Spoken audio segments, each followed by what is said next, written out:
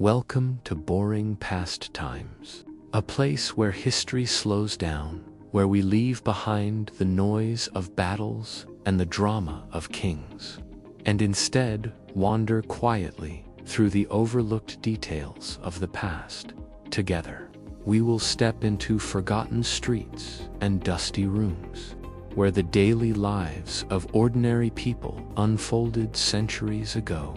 These are not tales of glory or triumph, but of mills that turned endlessly, tenements filled with shadows, and the small routines that shaped entire eras.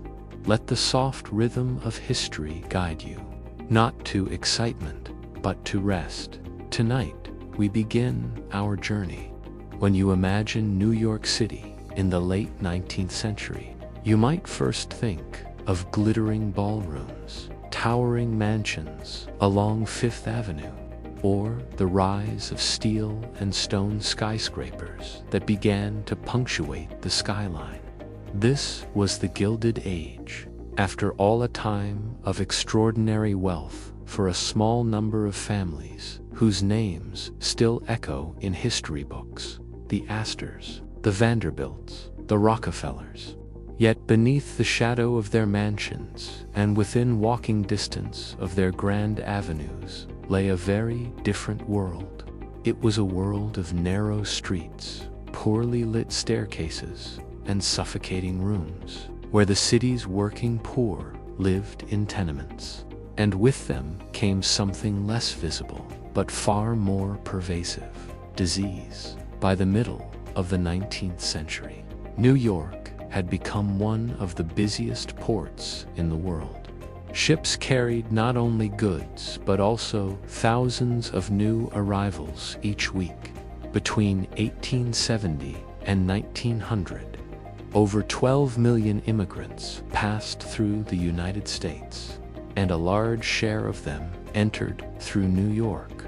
Germans, Italians, Irish, Eastern European Jews, and others crowded into neighborhoods such as the Lower East Side, where cheap housing, if one could call it, that was available.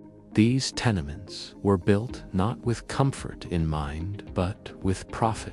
Landlords carved entire city blocks into cramped apartments, each one designed to squeeze in as many people as possible.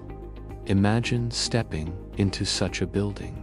The facade might look ordinary, but once you entered, you would be struck by the lack of light. Gas lamps barely reached into stairwells, and windows, when they existed, opened onto narrow air shafts that allowed little circulation. Entire families often lived in a single room, sleeping on straw mattresses or shared beds. Privacy was a luxury no one could afford. In the hallways and shared yards, children played among garbage piles, while adults tried to scrape together a living in workshops set up in their very homes. In winter, the rooms were damp and cold. In summer, they became ovens, trapping heat and stench alike. Disease thrived here. Tuberculosis was so common, it became known as the White Plague. It passed easily from one coughing tenant to another, lingering in the stagnant air of dark rooms. Cholera, typhoid, and dysentery spread through contaminated water and food. Rats and insects carried further risks, and the absence of proper sewage systems turned the simplest act of living into a daily gamble with infection. The tenement was not just a home. It was a breeding ground for illness. City officials were well aware of these conditions. Reports from the Board of Health in the 1860s and 1870s described fever nests and pestilential abodes where mortality rates doubled or tripled compared to other neighborhoods. But reform was slow. After all, the city depended on cheap labor to build railroads, pave streets, and staff factories. And cheap labor required cheap housing. For many landlords, Profit mattered more than the well-being of their tenants, and efforts to regulate building standards often met resistance from those who argued that improvements would be too costly for the immigrants themselves. The tenement was both prison and opportunity. To live there meant enduring hardship, but it also meant being close to jobs and kinship networks. New arrivals could find others who spoke their language, who shared their customs, and who offered guidance on how to survive in America. In a single building, you might find Italian families cooking pasta over small coal stoves, Jewish tailors sewing in the dim light of a lamp, and Irish laborers returning home after long days in the docks or construction sites. Each family brought traditions, but all shared the same risks of overcrowding and disease. One of the most common scenes was the shared water source. Many tenement buildings had only one pump or faucet for dozens of families. Long queues formed each morning, with buckets carried up narrow staircases to supply the day's cooking and washing. The water was not always clean. Contamination from leaking cesspools or nearby industrial waste meant that cholera could spread with terrifying speed. Outbreaks killed thousands in short bursts, leaving neighborhoods in mourning and reinforcing the reputation of tenements as unhealthy and unsafe. Yet still, people came. For many, the choice was between poverty in the old world and poverty in the new. The tenement, with all its risks, represented hope. It is easy now to look back and wonder why conditions were tolerated for so long.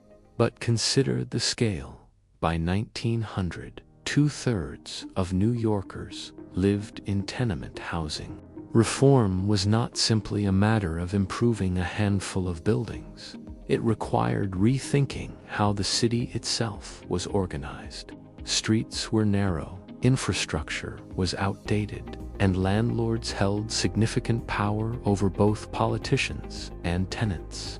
Even well-meaning reformers struggled to enforce change in a city so rapidly growing that demand always outpaced supply. The result was a constant tension, the promise of America as a land of opportunity, against the reality of daily struggle in its most famous city. Families endured long hours of labor in factories or sweatshops, only to return home to cramped, disease-filled rooms. Children grew up malnourished, their growth stunted by lack of sunlight, and poor diets heavy on bread and little else. And yet, from this same environment would emerge future generations of Americans who would go on to shape politics, business, and culture. The tenement was both cradle and crucible, filled with danger, but also with resilience. As you picture those narrow staircases, the smell of damp wood, the sound of coughing echoing down dim hallways, you might wonder, how did the people living there endure it day after day, year after year? And more importantly, what finally forced the city to confront the crisis of its tenements? If you lingered in the narrow courtyards of the tenements of the 1870s, you would hear the echoes of coughing, the rattle of water buckets, and the voices of dozens of families crammed into a single building. But beyond the walls of these crowded blocks, reports of disease and overcrowding began to appear in newspapers. Reformers took up the cause, and bit by bit, New York City began to confront its tenement crisis. Yet, it did not happen all at once, nor did it happen easily. Reform often begins with outrage, but outrage fades quickly when it collides with wealth and politics. For every article condemning landlords who grew rich from rent, There were counter-arguments insisting that immigrants brought disease upon themselves through bad habits or foreign customs. The problem, some said, was not the tenement, but the people within it. The first inquiries, the earliest inquiries into New York's housing conditions, date back to the 1850s, when waves of Irish immigrants fled famine and arrived in the city with little more than what they carried. Churches and charitable groups attempted to assist them, but as the numbers swelled, the housing stock became overwhelmed. The New York City Board of Health occasionally sent inspectors into crowded neighborhoods, but their recommendations were often ignored. Landlords were powerful, and city officials lacked either the will or the resources to push reforms through by the 1860s and 1870s. However, disease outbreaks became harder to overlook. Cholera epidemics swept through the city, killing thousands. Mortality statistics made the disparity clear. Children in tenement districts died at double or triple the rates of children in wealthier neighborhoods. Reformers seized on these numbers as proof that the city faced not just a humanitarian problem, but a civic crisis. Jacob Riis and the power of image of the most influential figures in bringing attention to tenement life was Jacob Riis, a Danish immigrant who had himself endured poverty before finding work as a journalist. In the 1880s and 1890s, Riis began documenting the conditions of the tenements through both words and, crucially, photographs. His 1890 book, How the Other Half Lives, shocked middle-class readers with stark images of children sleeping in hallways, families hunched over in windowless rooms, and alleyways choked with refuse. Photography, still relatively new, carried a power that words alone could not. For readers who had never set foot in the Lower East Side, the images made abstract suffering painfully real. Riis did not shy away from dramatic language, describing tenements as dens of death and nurseries of crime, though some of his descriptions carried the prejudices of his time. His work undeniably forced the public to pay attention. Reformers, politicians, and even Theodore Roosevelt, then serving as New York's police commissioner, Riis's tours of tenement neighborhoods to see conditions firsthand. The Tenement House Act. Of this growing awareness came legislative attempts to regulate housing. The first Tenement House Act, passed in 1867, was groundbreaking in that it was the first law in the United States to regulate buildings meant for multiple families. It required fire escapes and at least one privy toilet for every 20 residents. Yet in practice, it did little to solve the larger problems. Many landlords ignored the requirements or installed minimal features that barely met standards. The 1879 Tenement House Act went further, requiring that all rooms in new buildings have windows opening to fresh air. This gave rise to what became known as dumbbell tenements, structures shaped with narrow air shafts in the middle. On paper, they allowed for ventilation. In reality, the shafts often became dumping grounds for garbage and waste, creating foul smells and breeding pests. Once again, reform, with the creativity of landlords eager to comply with the letter, but not the spirit of the law. It was not until the 1901 Tenement House Act that significant improvements began to take hold. This law mandated larger courtyards, indoor toilets, better lighting, and stricter enforcement. Inspectors now had greater authority to fine or even close down buildings that failed to meet requirements. But between the First Act in 1867 and the stronger reforms of 1901 lay decades of suffering, during which thousands of lives were lost to preventable disease. Life inside. Despite reform, while laws slowly shifted, the reality for tenement dwellers changed little in the short term. Families still faced the daily challenge of survival. Work hours were long, often stretching 12 to 14 hours in factories or sweatshops. Pay was meager, and entire households, men, women, and children, had to work to keep rent paid. In many apartments, home doubled as workshop. Tailors, cigar makers, and seamstresses hunched over their work within the same rooms where they cooked and slept. This blending of home and labor meant that disease traveled not only through shared water and air, but through the very objects people produced. Clothing carried dust and fibers that inflamed lungs, and workers sometimes coughed blood onto garments bound for wealthier customers uptown. Inspectors occasionally seized batches of contaminated goods, but far more slipped into circulation, making invisible the suffering behind them. Children were among the most vulnerable, malnourished, overworked, and constantly exposed to illness. They died in staggering numbers. Reformers frequently invoked the plight of children to stir sympathy.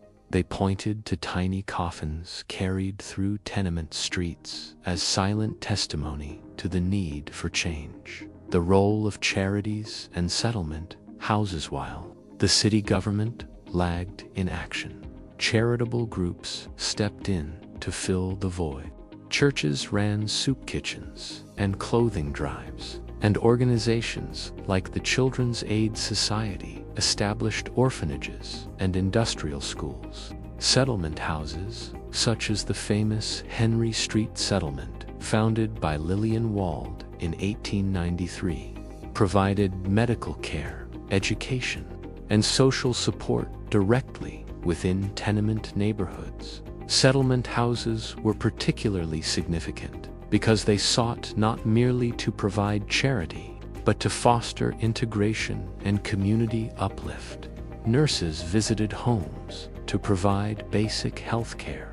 Teachers offered classes in English and hygiene, and social workers advocated for better housing conditions. These efforts did not solve the structural problems of poverty, but they offered immediate relief and gave reformers a platform to push for broader change. Resistance and blame. Not everyone welcomed reform. Many landlords fought against stricter regulations, arguing that they would drive up costs and discourage investment. Some politicians echoed these concerns, wary of alienating influential property owners. Others blamed the immigrants themselves, framing disease and poverty as evidence of moral weakness or cultural inferiority. Newspapers sometimes fed these prejudices, portraying tenement districts as dangerous breeding grounds for crime. Yet, such attitudes could not fully silence the reality: the constant churn of epidemics, the visible suffering of children, and the relentless work of reformers gradually built momentum. By the end of the 19th century, New York was a city divided. On one end of town, mansions gleamed with electric light, and ballrooms echoed with music. On the other, just a short carriage ride away, families continued to sleep 3 to a bed in windowless rooms. Reformers demanded action, but landlords insisted on profits. The city teetered between old ways and new visions, between neglect and reform, and so the question remained: Would the laws and settlement houses be enough to transform the lives of the millions still trapped in unhealthy housing? Or would the tenements remain a permanent scar on the city's landscape? If you picture New York at the dawn of the 20th century, you can almost hear the tension in the air. The horse-drawn carriages still rattled down the avenues, but the rumble of electric trolleys and the clang of elevated trains marked the arrival of a new age. Skyscrapers of steel began to pierce the skyline, their upper floors catching sunlight that never reached the crowded streets below. For the families in the tenements, however, the rhythm of life had changed little. The rooms remained crowded, the air heavy with smoke and dust, yet slowly and unevenly, often hailed as the most comprehensive housing reform of its time, forced a reckoning. For the first time, the city created a tenement house department with inspectors who could enforce rules and levy fines.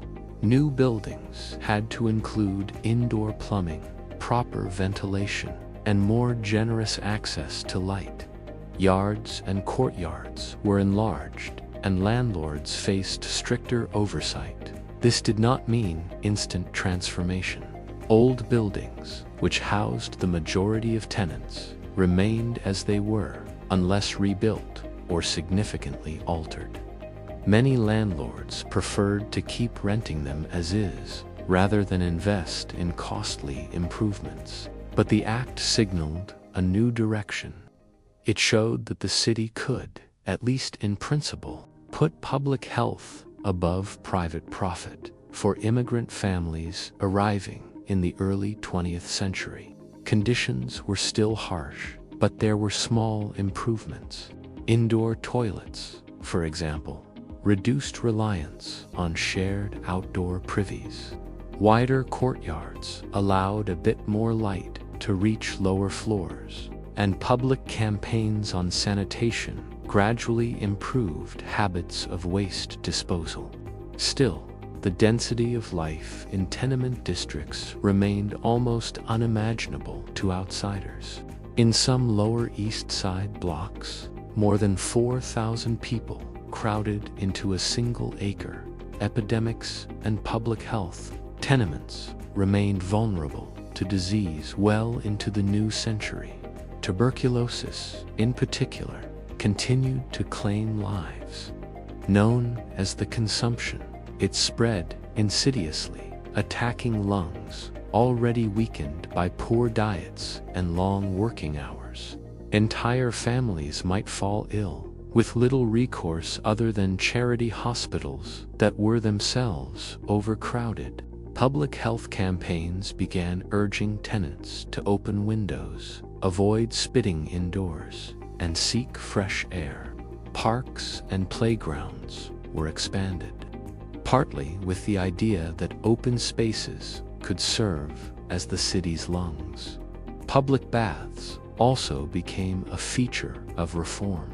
Since most tenements lacked private bathing facilities, weekly trips to public bathhouses offered a measure of hygiene otherwise impossible. For many immigrant children, these baths were their only opportunity for cleansing. Reformers celebrated them as victories of modern sanitation, though critics pointed out they did little to address the deeper issues of poverty.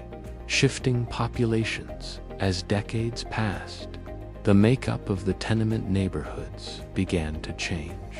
In the late 19th century, Irish, Italian, and Jewish immigrants predominated. By the early 20th century, Eastern European Jews formed a strong presence in the Lower East Side. Their neighborhoods marked by synagogues, kosher bakeries, and Yiddish theaters. Each group brought its own cultural networks, creating a vibrant but crowded mosaic. Over time, some families managed to leave the tenements as they saved enough money to move uptown or to the outer boroughs. Brooklyn, Queens, and the Bronx began to absorb populations seeking larger apartments and slightly better living conditions. This movement was not only about health, it was about aspiration. To leave the tenement was to prove that one had made it, that the hardships of arrival had been endured long enough to claim a foothold in America. But as families left, new immigrants arrived. Poles, Lithuanians, and later Puerto Ricans filled the same crowded blocks. The tenement, in this sense, was a revolving door, an entry point into the city, endured by one generation before being passed on to the next. Reform through education and labor. The push for reform extended beyond housing. Compulsory education laws drew children into schools, where they learned English and basic skills. Factory reforms gradually limited child labor, though enforcement was uneven. Labor unions grew in strength, demanding shorter hours and safer conditions. All of these shifts shaped tenement life indirectly. A child spending the day in school, rather than a factory, had at least some chance of escaping the cycle of poverty. Settlement houses remained crucial. At places like the Henry Street settlement, social workers kept detailed records of families, assisted them in navigating bureaucracy, and pressed for citywide reforms. These houses became laboratories of social science, where reformers tested new ideas about poverty, health, and integration. They did not erase the hardships of the tenement, but they provided stepping stones for many families trying to climb out of poverty. The decline of the tenement by the 1920s and 1930s. The classic Gilded Age tenement began to decline. Urban renewal projects, slum clearance programs, and the construction of new public housing slowly reduced the dominance of the old buildings.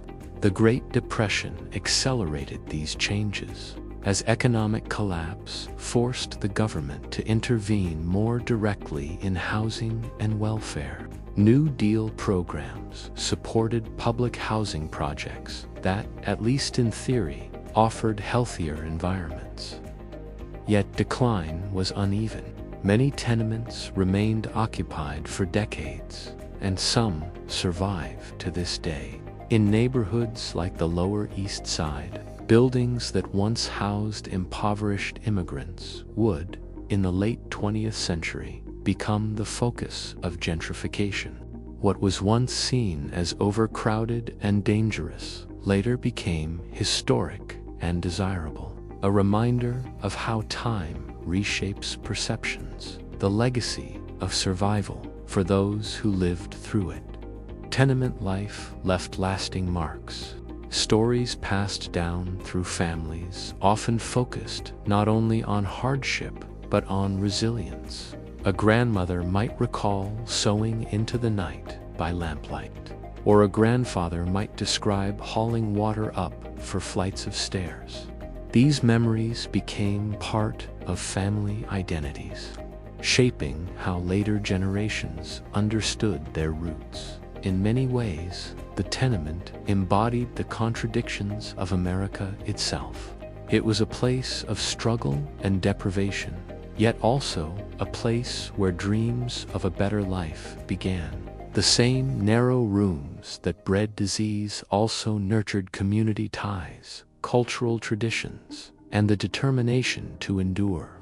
From these crowded blocks came writers, politicians, entrepreneurs, and activists who reshaped the city and the nation. Lessons for the modern city. The story of New York's tenements continues to resonate because the challenges they embody, overcrowding, inequality, inadequate housing are not confined to the past. Around the world today, millions live in conditions strikingly similar to those of the Gilded Age: crowded slums, inadequate sanitation, and vulnerable health. The tenement reminds us that cities grow not only in steel and stone, but also in the resilience of ordinary people who endure within them. Walking today through the preserved Tenement Museum on Orchard Street, one can see restored apartments that attempt to capture the atmosphere of the past. The narrow beds, the simple wooden furniture, the dim light of kerosene lamps. To stand there is to feel both the weight of suffering and the pulse of survival. The rooms whisper stories of families who arrived with nothing, endured disease and hardship, and yet carved out lives that made possible the generations who followed. And so, when you think of the Gilded Age, do not picture only the glitter of chandeliers or the excess of mansions. Remember, too, the countless unnamed tenants who coughed in dark hallways, who waited in line for water, who buried children taken too soon by preventable disease. Their lives may not have seemed grand, but they carried within them the quiet strength that built a city. The tenement has faded, its worst examples demolished, its survivors turned into museums or modern apartments. But the questions it raises still linger. How do cities balance wealth with humanity? How much suffering is tolerated in the pursuit of growth? And will the lessons of New York's crowded tenements continue to guide us, or will history, in different forms, repeat itself? When you imagine medieval Europe, it is easy to picture castles, knights, and banquets laden with roasted meats. Yet, for most people, the peasants who worked the land, such feasts were distant fantasies. The reality of daily life was far simpler and often far harsher. The majority of peasants in the Middle Ages ate not at long banquet tables, but from wooden bowls and rough clay pots, with meals that rarely varied. Their diet revolved around two staples, bread and porridge. The word peasant itself covers a wide range of people. Some were serfs bound to a lord's land, others were free farmers renting small plots, and still others worked as day laborers in exchange for food or wages. But despite their differences in status, most shared similar struggles with food. Harvests determined survival, and the rhythm of the agricultural year shaped not only work but also meals. In years of abundance, families could eat modestly but adequately. In years of poor harvests, their diets narrowed to the bare minimum, sometimes to the edge of famine. Bread, as the foundation bread, was the foundation of the medieval peasant's diet. To us, bread may seem simple, but in the Middle Ages, it carried enormous importance. It was not only food, it was a measure of survival. In many records, rations and wages were calculated in loaves of bread rather than in coin. A day's sustenance might be described as so many loaves, with bread functioning as the baseline of nourishment. The kind of bread a peasant ate depended on geography, resources, and social rank. Wheat bread, pale and soft, was the most prized. But in much of Northern Europe, it was reserved for the wealthy, since wheat was harder to grow and more expensive. Peasants often ate bread made from rye, barley, or oats, sometimes mixed with beans, peas, or even chestnut flour. This darker, coarser bread was denser and less palatable than wheat bread, but it filled the stomach in times of scarcity. Families turned to maslin bread, a mixture of whatever grains were available, rye and wheat, or barley and oats. In desperate years, even acorns or ground-up tree bark might be added. Chroniclers wrote of such mixtures with pity, describing them as signs of extreme hardship. Yet for peasants, Eating such bread was preferable to starvation. The work of making bread did not appear magically on the table. Making it was labor-intensive and often the responsibility of women. Grains had to be ground, usually at a local mill.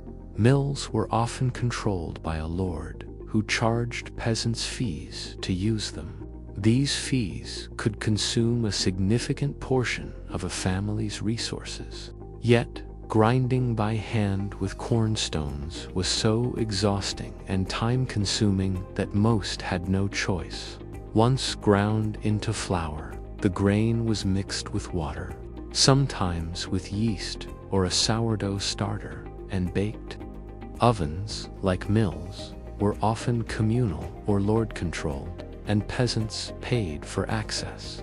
Archaeological remains show that some peasants used makeshift clay ovens in their homes or baked bread in open hearths, but the results were uneven. The entire process, from grinding to baking, could take hours, even days, for a single week's supply of bread. When bread came out of the oven, it was more than food. It was a product of labor, of negotiation with lords, and of the rhythms of village life.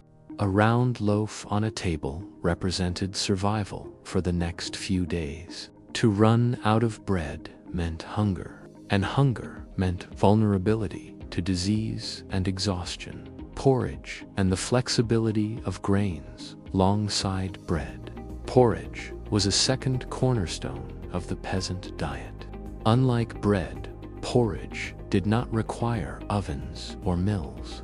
It could be made in a pot over an open fire with whatever grains were available. Barley, oats, or millet were most common. The grains were boiled in water or milk, producing a thick, filling mush. Salt, herbs, onions, or leeks might be added for flavor. Porridge had the advantage of adaptability. It could stretch to feed a family in lean times, watered down to make it last.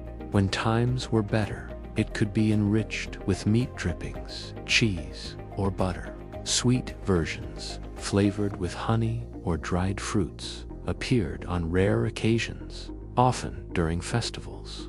For peasants, however, porridge was primarily fuel, something to fill the stomach before a day in the fields.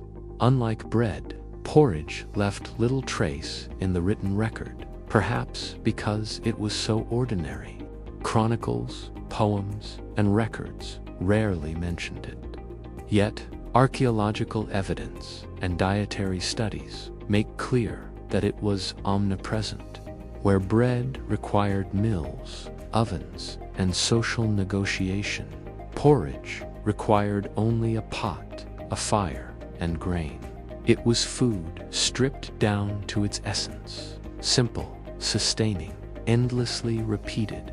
Vegetables, legumes, and the occasional meat, though bread and porridge dominated. Peasants did not live on grains alone. Vegetables and legumes provided essential variety. Onions, leeks, cabbages, and turnips grew in small garden plots. Peas and beans, dried and stored, offered protein. These foods could be stewed together into pottages, thick soups that simmered over the hearth for hours, with ingredients added as they became available. Meat was rare. Peasants sometimes kept pigs, which required little land and could forage freely, but most livestock was reserved for the lord's use. Chickens provided eggs more often than meat. Hunting was largely forbidden to peasants, who risked severe punishment for poaching game on a lord's land. Fish, however, was more accessible, especially in river and coastal regions. And religious fasting rules that prohibited meat on many days encouraged its consumption. Dairy, butter, and cheese supplemented diets when available. Hard cheeses could be stored for months, making them valuable during winters or lean harvests. Yet dairy, like meat, was limited by the resources a family could maintain. The rhythms of the agricultural year, the peasant diet changed with the seasons. Spring was often the hungriest time, when winter stores dwindled, but the new harvest was not yet ready. This lean season could mean meals of thin gruel and hard bread, with vegetables scarce. Summer brought fresh produce, and autumn the main harvest, when grains and legumes were collected and stored. Winter meals relied on preservation: dried peas, salted meat, or cheese if available. Festivals and holy days provided brief relief from monotony. On such occasions, lords sometimes distributed meat or ale, and families might prepare special versions of their everyday foods, adding honey, spices, or fruits if they could afford them. These moments stood out sharply against the backdrop of repetition, making ordinary peasants' lives feel marked by both scarcity and ritual, survival in times of famine. For medieval peasants, food was never just fuel. It carried meanings that stretched far beyond the simple act of eating. Bread and porridge were not only sustenance, but symbols of faith, of obligation, of community. To understand the diet of peasants is also to understand how food shaped the rhythm of daily life, the rituals of the church, and the shared sense of belonging that held fragile communities together. Bread as sacred bread occupied a place of deep reverence in medieval culture. It was the staple of life, the food most often consumed, and also the substance most closely tied to Christian ritual. In the Mass, bread became the body of Christ. For peasants who ate coarse barley or rye loaves every day, this transformation elevated the ordinary to the divine. Even outside of church, bread carried a sacred quality. Dropping a crust on the ground might be followed by crossing oneself before picking it up, as if to show respect for the gift of nourishment. Leftover crumbs were not casually discarded, but gathered for animals or saved for the poor. Bread waste was considered a sin, not just a practical loss. This reverence made bread more than a food. It was a reminder of survival itself. To eat bread was to remain alive another day, and to pray for our daily bread in the Lord's Prayer was not a metaphor, but a literal plea. Fasting and the church's calendar, the church's influence extended into the structure of meals themselves. The medieval calendar was thick with fast days periods when meat and sometimes dairy were forbidden. Lent, Advent, Fridays. Fasting often meant eating more of what they already consumed: bread, porridge, and pottage. Instead of pork fat or cheese, they might use peas, beans, or oil when it was available. Fish was allowed, but inland peasants often had little access to it, unless salted or pickled supplies were distributed through markets. These fasts, though demanding, gave food a rhythm of abstinence and indulgence. After a long fast, feast days felt more abundant, not only in terms of diet, but in spirit. The alternation of lean and full tables created a cycle that marked time as clearly as the seasons did. Feasts and community feast days were not only for the nobility. While lords held lavish banquets, peasants celebrated in their own way, with shared meals, ale, and sometimes meat. Weddings, baptisms, and harvest festivals offered moments of culinary relief. A roasted chicken, a wheel of cheese, a jug of stronger ales were luxuries that peasants remembered for months afterward. The communal nature of these meals mattered as much as the food. Eating together at long trestle tables reinforced bonds of neighborliness. Sharing a loaf, breaking bread together, was an act of trust and unity. In villages where survival often depended on cooperation, food served as a glue, binding people into a community. Food as obligation. The relationship between peasants and lords was also mediated by food. Obligations of rent, tithes, and dues were frequently paid not in coin but in grain, eggs, chickens, or cheese. A portion of the peasant's harvest was owed to the manor, another portion to the church, and what remained sustained the family. This meant that every loaf of bread and every bowl of porridge carried with it the weight of obligation. To bake bread was to work not only for one's family, but for the system of power that structured medieval society. Food became a visible reminder of hierarchy. The Lord's table piled high with wheat loaves and roast meat, while the peasant's family divided a coarse loaf made from barley. Food in folklore and belief. Peasant beliefs often gave food mystical qualities. Certain herbs in pottage were thought to ward off illness. Onions were believed to strengthen the body and keep away bad spirits. Bread dough, when marked with the sign of the cross before baking, was thought to bake more evenly and also to carry divine blessing in times of scarcity. Prayers and rituals were directed toward the harvest itself. Processions through the fields, blessings of seeds, and ceremonies at sowing and reaping tied food production directly to the spiritual life of the community. When the harvest failed, it was not merely an economic loss, but a sign that divine favor had turned away. Food, as memory meals, also carried memory.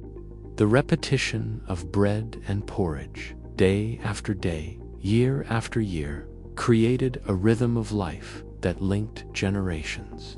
A child ate from the same kinds of bowls and loaves as his parents and grandparents had done. The flavor of barley bread, the texture of thick pottage, the faint sourness of ale, these were not luxuries but constants. In this way, food became a thread of continuity. Though kingdoms rose and fell, though wars and plagues swept through Europe, peasants still gathered around the same foods, as if the humble loaf and bowl of porridge were anchors in a changing world. Food in death and the afterlife. Even in death, food played a role. Funeral feasts were common, where neighbors gathered to eat and drink in honor of the departed. Offering food to the poor in memory of the dead was believed to aid the soul's journey. Bread and ale thus became not just part of daily survival, but part of the rituals of passage, linking life and afterlife. The symbolism of food even extended to ideas of heaven and hell.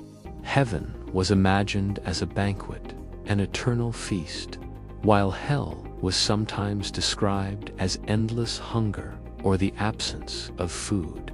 For peasants who lived so close to the edge of hunger, these images carried deep resonance. The daily diet of bread and porridge might seem plain, even dreary, to modern eyes. Yet, in medieval villages, these foods were not just meals. They were survival, ritual, obligation, and meaning. They carried the weight of faith, bound communities together, and shaped the body and soul alike. When you picture a medieval peasant sitting by the hearth, dipping coarse bread into a steaming bowl of porridge, you are not simply looking at a moment of eating. You are seeing a way of life built around endurance, resilience, and the quiet significance of the ordinary. The noble's feast may have been more spectacular, but it was the peasant's bread and porridge that truly sustained Europe for centuries. When you think of medieval life, you may picture bustling markets, fields of grain, or knights riding in daylight. Yet half of life unfolded in the dark, when the sun slipped below the horizon and villages sank into the quiet rhythms of night. To understand how peasants lived, one must understand not only their labor by day, but also their habits after dusk. For in a world without electricity, the night was both a time of rest and a realm of uncertainty. The slow arrival of darkness in a medieval village. The onset of night was not sudden, but gradual. As the sun set, shadows lengthened across the thatched roofs and muddy lanes. Fields grew quiet as tools were put away, animals brought into pens, and doors barred against the cold. Smoke curled from chimneys as families huddled near the hearth for a final meal of the day. Often a reheated pottage or bread dipped in ale. There were no glowing lamps or streetlights to soften the fading light. Darkness came steadily, and with it a change in rhythm. Work slowed, voices hushed, and the village seemed to fold inward on itself. The hearth, as center of nightlife, sighed the peasant's home. The hearth was the source of light, warmth, and comfort. It was often the only fire in the house, burning low in the evening to conserve precious fuel. Families gathered around it, not for merriment or entertainment, but for the simple needs of warmth and sight. By firelight, shadows danced on the rough plaster walls as stories were told or prayers recited. In small cottages, the smoke from the hearth often filled the room, stinging eyes and settling into clothing, but it was preferable to the deep chill of the night outside. Candles, made of tallow or occasionally beeswax, were rare for peasants. A tallow candle smoked and smelled unpleasant, and beeswax was expensive, reserved for churches or wealthy households.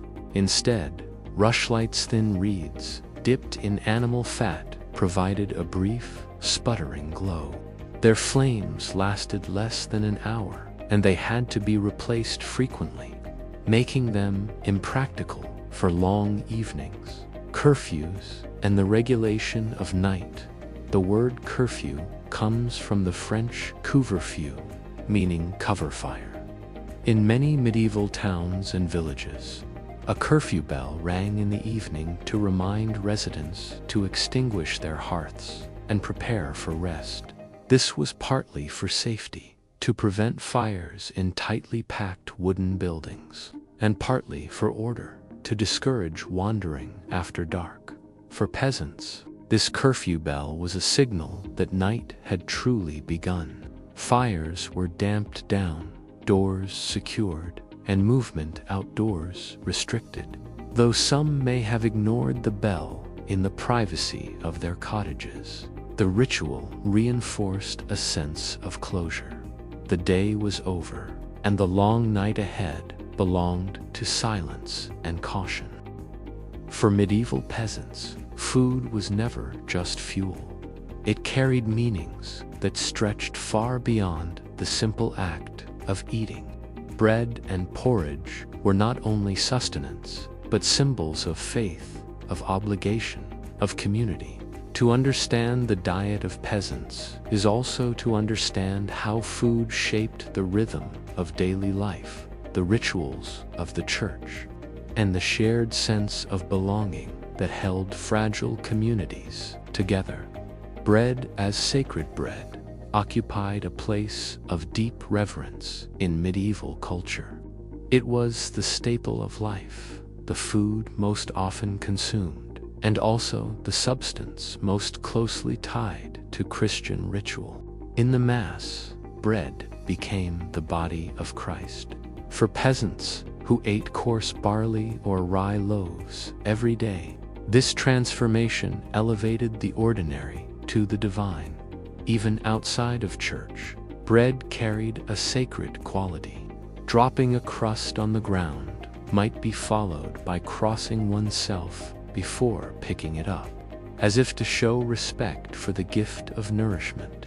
Leftover crumbs were not casually discarded, but gathered for animals or saved for the poor. Bread waste was considered a sin, not just a practical loss. This reverence made bread more than a food. It was a reminder of survival itself. To eat bread was to remain alive another day, and to pray for our daily bread in the Lord's Prayer was not a metaphor, but a literal plea. Fasting and the church's calendar, the church's influence extended into the structure of meals themselves. The medieval calendar was thick with fast days periods when meat and sometimes dairy were forbidden. Lent, Advent, Fridays. Fasting often meant eating more of what they already consumed: bread, porridge, and pottage. Instead of pork fat or cheese, they might use peas, beans, or oil when it was available. Fish was allowed, but inland peasants often had little access to it, unless salted or pickled supplies were distributed through markets. These fasts, though demanding, gave food a rhythm of abstinence and indulgence. After a long fast, feast days felt more abundant, not only in terms of diet, but in spirit. The alternation of lean and full tables created a cycle that marked time as clearly as the seasons did. Feasts and community feast days were not only for the nobility. While lords held lavish banquets, peasants celebrated in their own way, with shared meals, ale, and sometimes meat. Weddings, baptisms, and harvest festivals offered moments of culinary relief. A roasted chicken, a wheel of cheese, a jug of stronger ales were luxuries that peasants remembered for months afterward. The communal nature of these meals mattered as much as the food. Eating together at long trestle tables reinforced bonds of neighborliness. Sharing a loaf, breaking bread together, was an act of trust and unity. In villages where survival often depended on cooperation, food served as a glue, binding people into a community. Food as obligation. The relationship between peasants and lords was also mediated by food. Obligations of rent, tithes, and dues were frequently paid not in coin but in grain, eggs, chickens, or cheese. A portion of the peasant's harvest was owed to the manor, another portion to the church, and what remained sustained the family. This meant that every loaf of bread and every bowl of porridge carried with it the weight of obligation. To bake bread was to work not only for one's family, but for the system of power that structured medieval society. Food became a visible reminder of hierarchy. The Lord's table piled high with wheat loaves and roast meat, while the peasant's family divided a coarse loaf made from barley. Food in folklore and belief. Peasant beliefs often gave food mystical qualities. Certain herbs in pottage were thought to ward off illness. Onions were believed to strengthen the body and keep away bad spirits. Bread dough, when marked with the sign of the cross before baking, was thought to bake more evenly and also to carry divine blessing in times of scarcity. Prayers and rituals were directed toward the harvest itself. Processions through the fields, blessings of seeds, and ceremonies at sowing and reaping tied food production directly to the spiritual life of the community. When the harvest failed, It was not merely an economic loss, but a sign that divine favor had turned away. Food, as memory meals, also carried memory. The repetition of bread and porridge, day after day, year after year, created a rhythm of life that linked generations. A child ate from the same kinds of bowls and loaves as his parents and grandparents had done. The flavor of barley bread, the texture of thick pottage, the faint sourness of ale, these were not luxuries, but constants. In this way, food became a thread of continuity. Though kingdoms rose and fell, though wars and plagues swept through Europe, peasants still gathered around the same foods, as if the humble loaf and bowl of porridge were anchors in a changing world. Food in death and the afterlife. Even in death, food played a role. Funeral feasts were common, where neighbors gathered to eat and drink in honor of the departed. Offering food to the poor in memory of the dead was believed to aid the soul's journey. Bread and ale thus became not just part of daily survival, but part of the rituals of passage, linking life and afterlife. The symbolism of food even extended to ideas of heaven and hell. Heaven was imagined as a banquet, an eternal feast, while hell was sometimes described as endless hunger or the absence of food. For peasants who lived so close to the edge of hunger, these images carried deep resonance. The daily diet of bread and porridge might seem plain, even dreary, to modern eyes. Yet, in medieval villages, these foods were not just meals.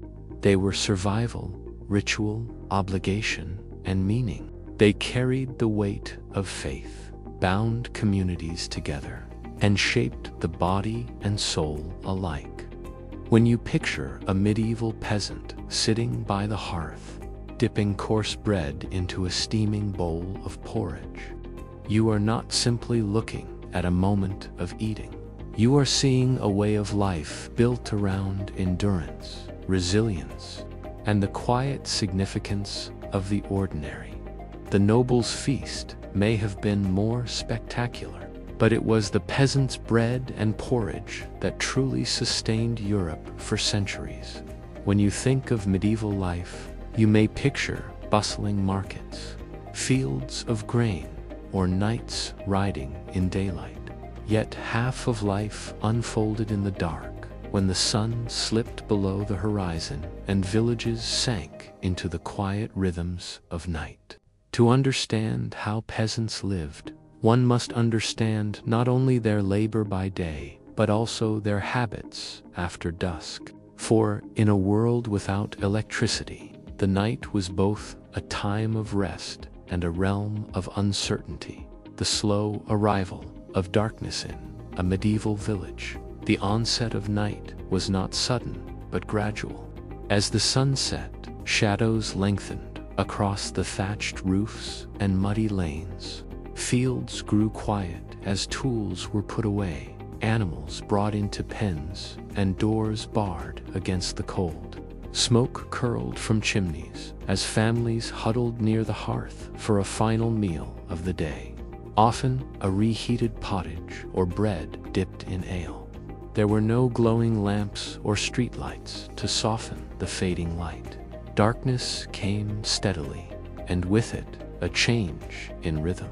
Work slowed, voices hushed, and the village seemed to fold inward on itself. The hearth, as center of nightlife, sighed the peasant's home. The hearth was the source of light, warmth, and comfort. It was often the only fire in the house, burning low in the evening to conserve precious fuel. Families gathered around it, not for merriment or entertainment, but for the simple needs of warmth and sight. By firelight, shadows danced on the rough plaster walls as stories were told or prayers recited. In small cottages, the smoke from the hearth often filled the room, stinging eyes and settling into clothing, but it was preferable to the deep chill of the night outside. Candles, made of tallow or occasionally beeswax, were rare for peasants. A tallow candle smoked and smelled unpleasant, and beeswax was expensive, reserved for churches or wealthy households. Instead, rushlight's thin reeds, dipped in animal fat, provided a brief, sputtering glow.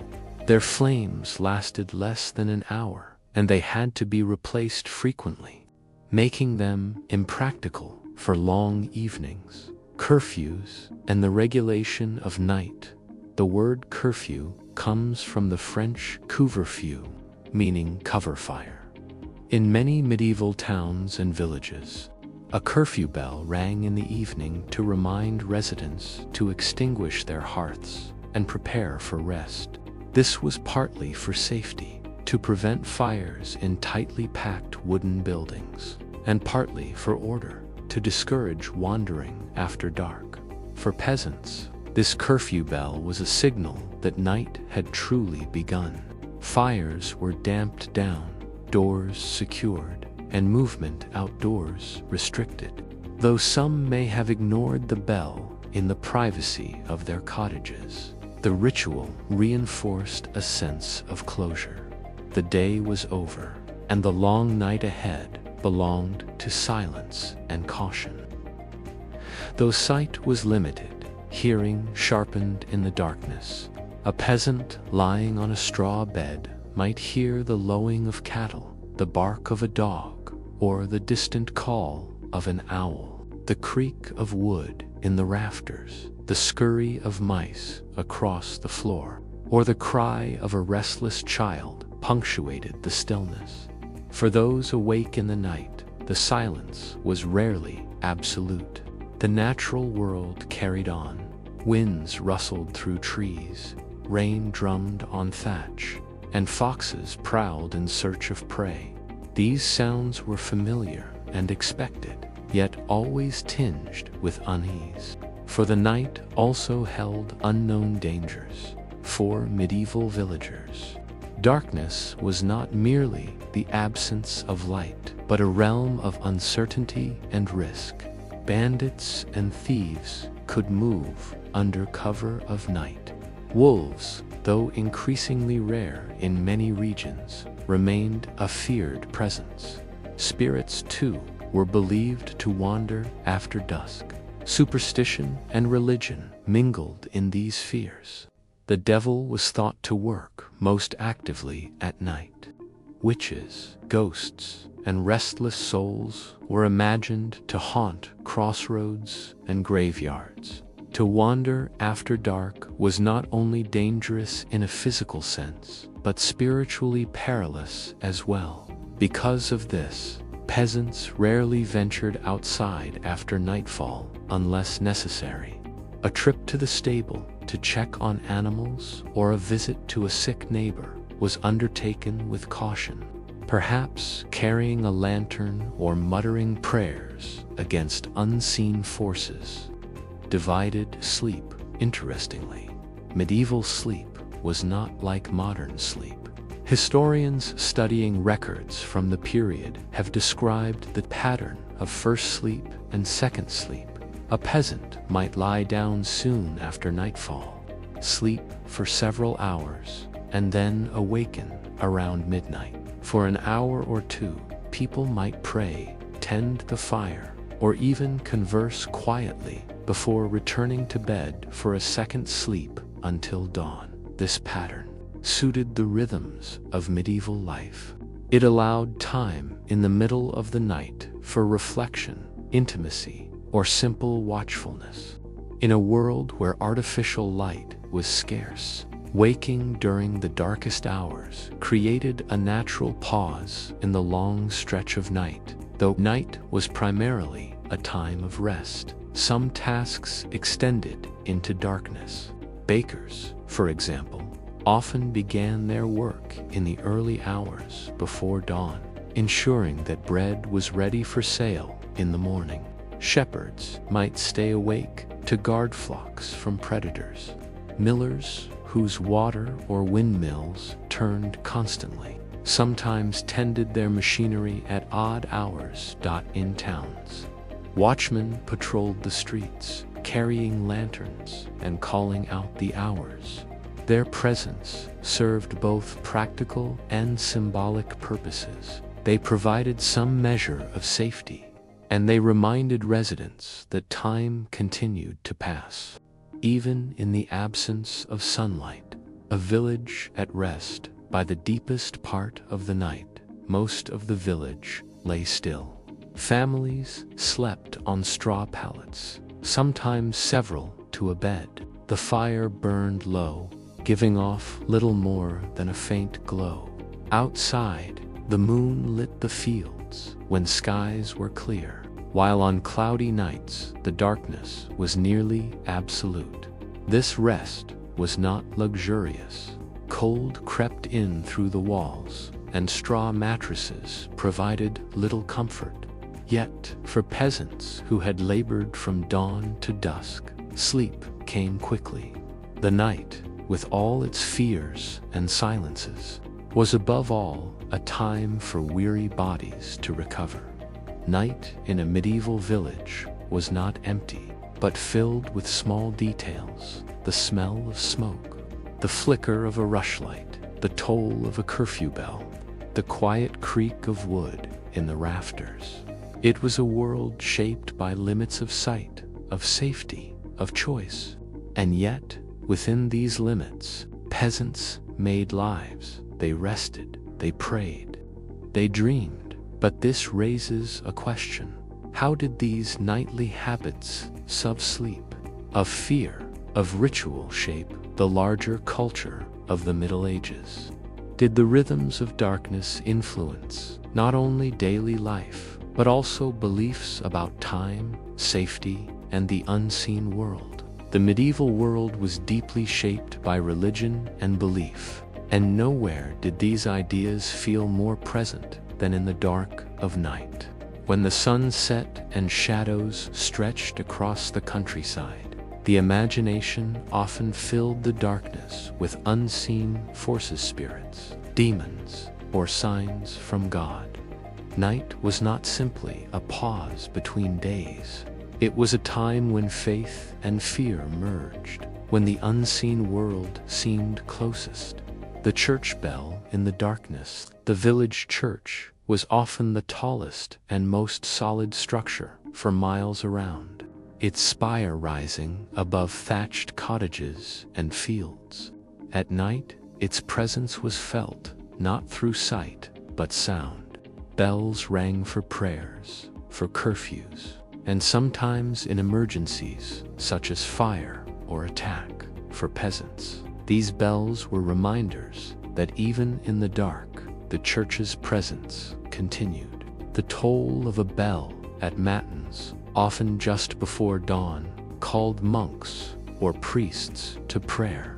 Though most villagers slept through these hours, they were aware of the rhythm. The idea that prayer continued in the night, even when the village was at rest, gave shape to the darkness. The church's voice did not sleep. Even the act of going to bed was framed by faith. Many peasants recited simple prayers before sleep, asking for protection through the night. The danger of fire, illness, or sudden death was real, and prayers were both a spiritual and practical response to this uncertainty. Formulas such as "Now I lay me down to sleep," or their medieval equivalents, expressed trust that God or the saints would guard one's body until morning. The very vulnerability of lying unconscious for hours made night a time of surrender, both to rest and to divine will. Certain saints were believed to offer particular protection at night. Saint Christopher, known as the protector of travelers, was invoked by those who feared dangers in the dark. Saint Michael the Archangel, defender against demons, was another common figure in prayers. Peasants sometimes kept small tokens or charms blessed in the church, believing these could ward off evil during the night. Holy water, sprinkled at doorways or on sleeping children, was another common safeguard. These small rituals reveal how closely the rhythms of faith were woven into nightly routines. Yet religion was not only comfort, it also shaped fear.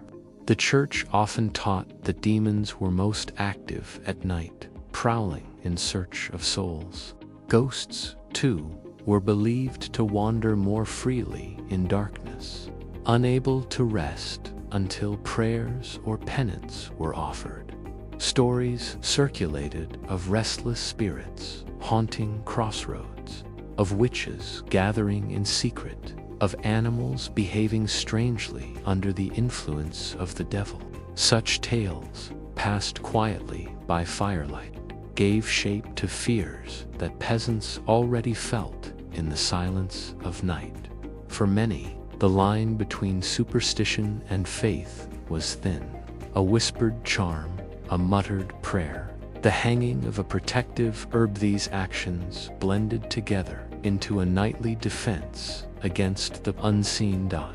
The church also linked night to sin. Darkness was seen as a time of temptation when people might give in to impulses of theft, lust, or violence. Preachers warned against taverns or gatherings after dark, condemning them as invitations to sin. This belief reinforced the curfew. By restricting movement at night, authorities could argue that they were not only preventing crime, but also guarding souls from moral danger. The quiet village, with doors barred and fires covered, was not just an image of safety, but of spiritual discipline.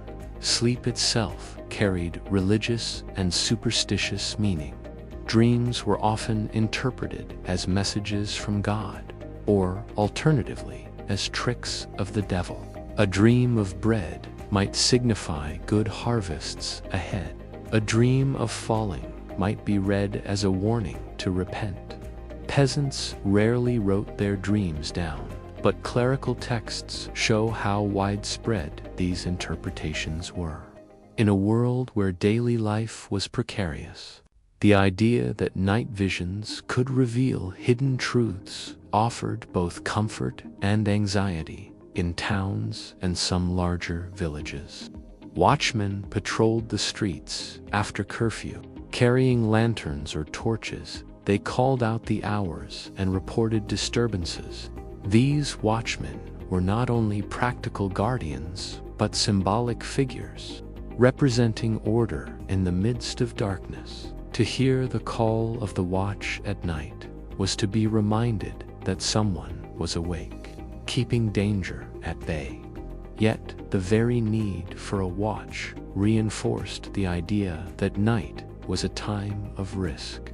The silence between their calls was filled with both reassurance and unease. Certain religious festivals placed night at the center of ritual.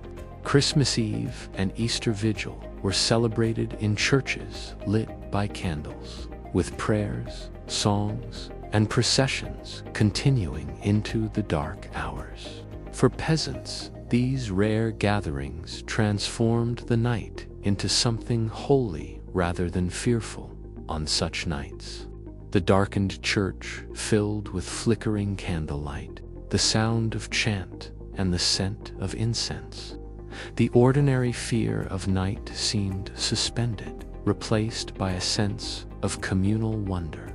These festivals reminded peasants that darkness could be sanctified, just as bread could be consecrated. Night was not only individual, but communal. Families slept close together, often sharing a bed or lying side by side on straw pallets. Neighbors relied on each other for protection, sometimes leaving doors ajar to listen for trouble. If a fire broke out, or if wolves threatened livestock, it was the entire village that responded. This shared vulnerability created bonds. The knowledge that everyone in the village lay in darkness together, equally dependent on prayer, fire, and community watchfulness, was itself a kind of reassurance. Night in a medieval village was thus double. It was a time of fear and danger, shaped by stories of demons and thieves, but it was also a time of faith and ritual, framed by prayers, bells, and saints' protection. Darkness could be terrifying, but it could also be holy. This dual nature reflected the medieval worldview itself, a constant tension between the material and the spiritual, between danger and salvation. Night embodied this balance in its most vivid form. Night in a medieval village was not simply a passive time of rest. It was also a period that required careful management, practical decisions, and habits passed down through generations. While faith and superstition offered spiritual protection, it was the everyday strategies, how people slept, watched, and prepared that truly determined how well they survived the darkness. One of the most important differences between medieval sleep and modern habits was its rhythm. Historians have found evidence that peasants often followed a pattern known as segmented sleep, rather than a single long stretch of slumber. Sleep was divided into two periods: a first sleep that began soon after sunset, and a second sleep that followed a waking period in the middle of the night. During the hours between these two sleeps, people sometimes prayed, tended the fire, or even visited neighbors. Some used this time for quiet conversation with family members, or for intimate relations between spouses. This segmented rhythm was partly shaped by the long winter nights, when the darkness stretched for 12 hours or more. Instead of fighting against wakefulness, peasants allowed themselves to drift in and out of rest according to the natural cycle of their bodies and the demands of their betterment. For the poor, who labored long hours in the fields, sleep was a precious resource. Beds were often simple straw pallets, blankets of wool or linen, and sometimes a wooden frame. In households with children, everyone might sleep in one room, with parents, siblings, and even servants sharing the same space. Warmth and security outweighed privacy. Even a humble bed carried meaning. A raised frame kept sleepers above the damp ground and away from crawling insects.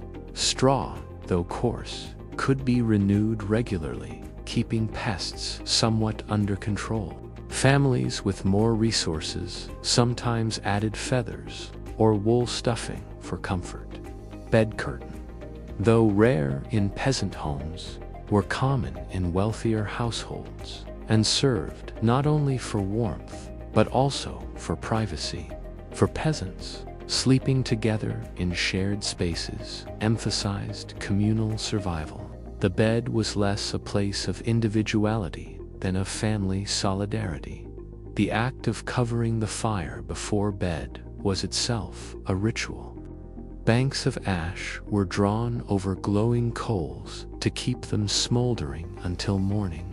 A well-managed fire meant warmth and the ability to relight flames without flint. Neglecting this task could leave a family cold or struggling to start a blaze in the damp dawn.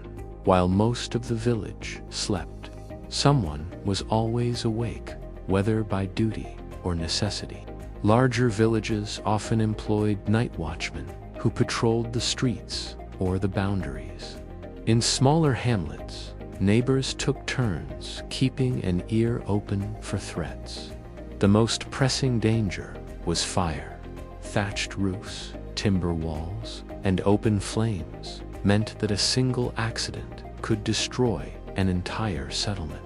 A knocked-over candle, a spark from the hearth, or a careless ember could set straw and wood ablaze. Watchfulness was a survival strategy as much as a precaution.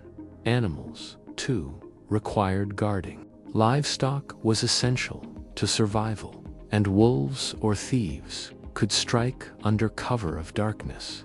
A villager, hearing noises near the byre, might rise, lantern in hand, to investigate. Barking dogs were often the first line of defense. Lanterns and torches provided light, but their use was limited.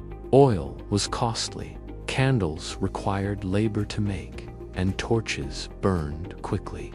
Most peasants relied on the firelight of the hearth, carrying small embers in covered lanterns if they needed to move about. Shadows and darkness were not so much fought against as endured. The moon played a crucial role. Tasks requiring more light, such as moving goods, repairing fences, or even traveling between villages, were often scheduled for moonlit nights. The lunar cycle shaped the rhythm of activity in ways modern artificial lighting has obscured. A full moon might turn a village into a brighter, more active space, while a moonless night left it cloaked in silence. Though most people sought rest, night was not entirely a time of inactivity. Some laborers worked after sunset, particularly in harvest season, when every available hour mattered.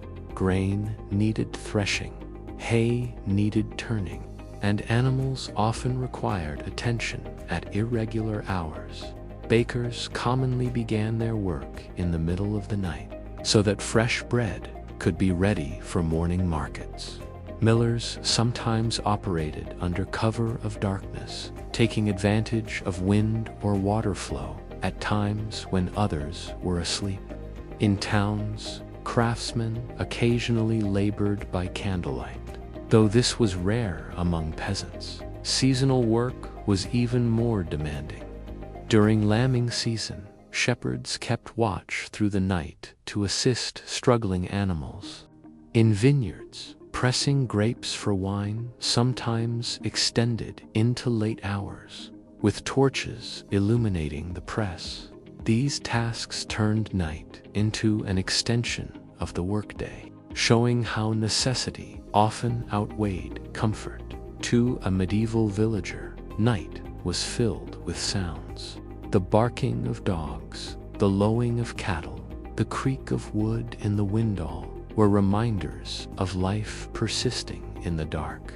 Human voices carried farther at night, and a cry could rouse an entire settlement. Silence, too, had its weight. A sudden hush of animals could signal the presence of a predator. The distant toll of a bell, the tread of the night watch, or the howl of wolves on the horizon marked time in ways as vivid as daylight chores. Night travel and its dangers. Traveling at night was rare and generally discouraged. Roads were poorly marked, forests thick, and danger constant. Bandits sometimes struck under cover of darkness, and travelers risked getting lost without landmarks, yet necessity sometimes demanded it. Merchants moving goods, messengers carrying urgent news, or peasants returning late from distant fields might find themselves on dark paths. Lanterns, walking staffs, and companions offered some protection. But the experience remained perilous. Many believed that evil spirits lingered there, and tales of ghostly encounters made peasants wary. Even when nothing appeared, the imagination could fill the shadows with menace. Within the home, managing night was a collective effort. Parents soothed children afraid of the dark, told stories to pass the time, and led family prayers.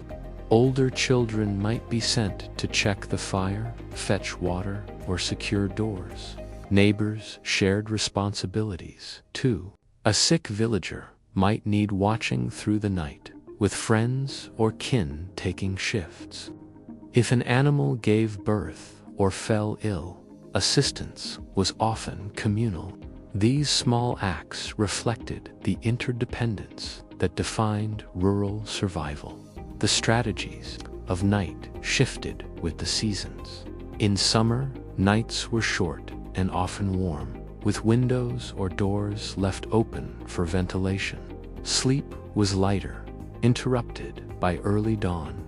In winter, nights were long and cold. Families layered blankets, cloaks, and even straw to keep warm. Fires became central, with children huddling close. Night extended deep into morning, giving peasants long stretches for segmented sleep, dreams, and quiet tasks by firelight. For peasants, night was not only endured, but also instructive. It taught patience, caution, and resourcefulness. It shaped habits of prayer, encouraged reliance on neighbors, and reinforced respect for fire, livestock, and the cycles of nature. The strategies of night were humble but essential. They reveal a society attuned to rhythms that modern life often obscures: the waxing and waning of the moon, the deep silence of winter, the restless watchfulness of danger. When you imagine a medieval village at night, think not of complete stillness, but of a living community suspended in shadow. Fires glowed, watchmen paced, animals stirred, and families shifted in sleep. Darkness demanded both faith and strategy, shaping lives in ways subtle but profound. And yet, even in these strategies, one cannot help but wonder how much of the medieval night was truly feared, and how much was simply accepted as a natural part of life. Was darkness an enemy to be fought, or a rhythm to be lived with? When you picture France in the mid-16th century, it is easy to imagine glittering courts, feasts rich with roasted meats, and nobles dressed in silks and jewels. Yet beneath this elegant surface, the kingdom was fragile, split by forces that could not be dressed up in finery. France was entering one of the most divisive centuries in its history. And the woman caught at the very heart of it all was Catherine de' Medici. Catherine had not been born in France. She was Florentine by birth, a Medici. And with that name came both prestige and suspicion. To many French nobles, she was a foreigner in their midst, tolerated only because her marriage tied her to the French royal family. Yet her position became critical when her husband, King Henry II, died unexpectedly in 1559, leaving Catherine as queen mother to her young sons, who would in turn wear the crown. It was in this moment of fragility that France was being pulled apart by the deepening rift between Catholics and Protestants. The Protestant Reformation had already swept across Europe, and its ideas had taken firm root in parts of France. Those who embraced it were called Huguenots, and they came from all levels of society: artisans, merchants, nobles, and peasants. Their faith was marked not only by devotion, but also by defiance, for the Catholic majority regarded them as heretics. At first, the presence of Huguenots in France was little more than an irritant to the Catholic establishment. Small groups gathered in homes, singing psalms, studying scripture, and sharing bread and wine in ways that mirrored the Catholic Mass, but challenged its authority. Yet these small gatherings multiplied quickly. By the mid-16th century, Huguenot communities had sprung up in towns like La Rochelle, Orleans, and Lyon, each quietly strengthening the Protestant presence in France. This growth was alarming to the Catholic Church and to the monarchy. France prided itself on being a Catholic kingdom, blessed and protected by the Pope. To allow heresy within its borders seemed both spiritually dangerous and politically destabilizing. And yet, Catherine could not simply stamp it out. The Huguenots included nobles of influence and military power. To antagonize them risked civil unrest. To tolerate them risked the wrath of Catholic loyalists. Catherine's balancing act. Catherine's role in these early years was not one of dominance, but of survival. She was a widow, dependent on the fragile claim of her sons to the throne. The first of these, Francis II, was a boy of just 15 when he became king, and his reign lasted barely a year and a half before his death. Catherine's second son, Charles IX, succeeded him, also young and vulnerable. As Queen Mother, Catherine became regent, ruling in her sons' names. But her authority was constantly tested. Catholic nobles expected her to uphold their cause, while Huguenot leaders pressed her for tolerance. She stood in the middle of two camps that refused to compromise, each demanding loyalty. Her instinct was not to take sides, but to seek peace. She organized colloquies, formal meetings between Catholic and Protestant theologians, hoping that dialogue might prevent bloodshed.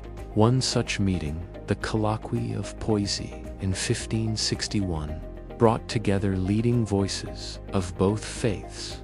The hope was to find common ground, but the effort quickly broke down, for each side considered the other not merely mistaken, but dangerous to the soul. Ordinary life amid tension while nobles argued over theology and kingship. Ordinary people felt the divisions most acutely in their daily lives. A village might be torn between neighbors who attended different services. A baker might refuse to sell bread to a Huguenot customer. A Catholic child might shout insults at a Protestant playmate.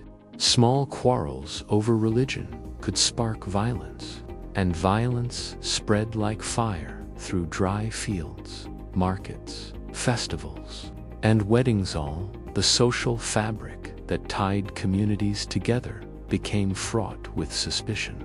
Even burial grounds were contested, as Catholics and Protestants resisted sharing sacred spaces. Death itself, which had once united neighbors in mourning, became another reason for division for Catherine. These fractures across the kingdom were more threatening than any single noble dispute. If the people themselves could not live together, no amount of royal decree could restore peace. Yet, she could not force them into harmony. She could only maneuver, compromise, and try to keep the fragile kingdom from splitting entirely. The shadow of violent tensions often turned violent. Protestant churches were attacked by Catholic mobs, their psalm books torn, their benches overturned. In return, Protestants sometimes retaliated, smashing Catholic statues or disrupting Mass. These acts of desecration were not just about faith, they were also about identity and power. To destroy the sacred objects of another was to deny their legitimacy. News of such violence spread quickly. Stories of destroyed altars or beaten congregants carried across provinces, fueling anger and fear. Rumors exaggerated events. France was sliding toward conflict. Catherine watched these developments with growing unease. Each outbreak of violence threatened to ignite a wider war. Each noble who armed his household posed a potential challenge to royal authority. She knew that once civil war began, it would not easily be stopped. Her goal was not to champion one faith or the other, but to preserve the crown for her sons. Yet in doing so, she often appeared indecisive, even manipulative, to those around her. To Catholics, she seemed too tolerant. To Huguenots, she seemed too cautious. To both, she was an outsider, a Florentine widow playing politics in a kingdom that was not truly hers. Her position was unenviable. She was expected to protect a fragile monarchy, manage powerful noble families, and somehow keep peace in a kingdom tearing itself apart. And she had to do all of this as a woman in an age when female rulers were always questioned. Catherine de' Medici did not yet know how deep the fractures would go, or how bloody the conflicts would become. She could not foresee the massacres, the betrayals, or the decades of war that would leave France scarred. But in these early years, she stood at the crossroads of history, searching for a way forward. The uneasy balance that Catherine de' Medici tried to maintain in the early 1560s could not last. The divisions in France were too deep, the passions too strong, and the mistrust too great. In this section, we step into the moment when religious disagreement shifted from quarrels in marketplaces and disputes in churches into open warfare, a conflict that would stretch across decades, leaving France marked by blood, suspicion, and exhaustion. A kingdom on edge by the early 1560s, France was already simmering. Nobles armed their households, towns fortified their gates, and villages whispered about raids. The monarchy issued edicts promising toleration, then quickly rescinded them under Catholic pressure. Each compromise seemed to satisfy no one. The Edict of Saint-Germain in 1562 was one such attempt. It offered limited toleration to Protestants, allowing them to worship outside city walls and in private homes. Catherine hoped this would calm tensions. Instead, it provoked outrage. Catholics saw it as a betrayal of the true faith. Protestants regarded it as insufficient. How could two congregations exist side by side in a single town, one chanting psalms in French, the other hearing Mass in Latin? How could one family break bread at a Protestant gathering while their neighbors carried rosaries to a Catholic procession? The compromise held for only weeks. The massacre at Vassy came in March 1562. At the town of Vassy in Champagne, the Duke of Guise, one of the most powerful Catholic nobles, passed through the town with his armed retinue. There he encountered a Huguenot congregation gathered for worship in a barn. Accounts differ on who provoked whom, but what followed became infamous. Guise's men attacked the congregation, killing dozens of worshippers and wounding many more. News of the massacre spread swiftly. To Protestants, it was proof that Catholics could not be trusted, that even lawful worship was met with blood. To Catholics, it was a victory against heresy, a defense of the true faith. For Catherine, it was a disaster. For now, violence could not be contained by words or edicts. The massacre at Vassy ignited the first of the French wars of religion. France divided almost immediately. The kingdom split into armed camps. The Protestant side rallied under Prince Louis of Conde and Admiral Gaspard de Coligny, men of noble blood with strong military followings. The Catholic side was led by the powerful Guise family, supported by the crown's Catholic loyalists. Catherine, still regent for her young son Charles IX, tried to remain neutral. She appealed for peace, urging both sides to lay down arms. But her pleas carried little weight. Neither camp trusted her neutrality. To Protestants, she seemed unwilling to punish Catholic aggressors. To Catholics, she seemed dangerously lenient toward heretics. Battles erupted across the kingdom. Orleans became a Protestant stronghold, while Paris remained fiercely Catholic. Armies marched through the countryside, seizing towns, burning villages, and leaving famine in their wake. The ordinary experience of war for ordinary people. These wars were not abstract struggles of theology. They were hunger, fear, and displacement. Soldiers, whether Catholic or Protestant, often lived off the land, taking food and livestock from villagers. Families fled at the approach of armies, abandoning homes and fields. Crops were trampled, vineyards destroyed, and trade disrupted. In towns, citizens fortified gates and prepared for sieges. Markets became dangerous, with suspicions that strangers might be spies. Daily life grew harder, shaped less by the rhythm of fields and seasons than by the movements of soldiers and rumors of massacres. Religion was always the justification, but survival was the immediate concern.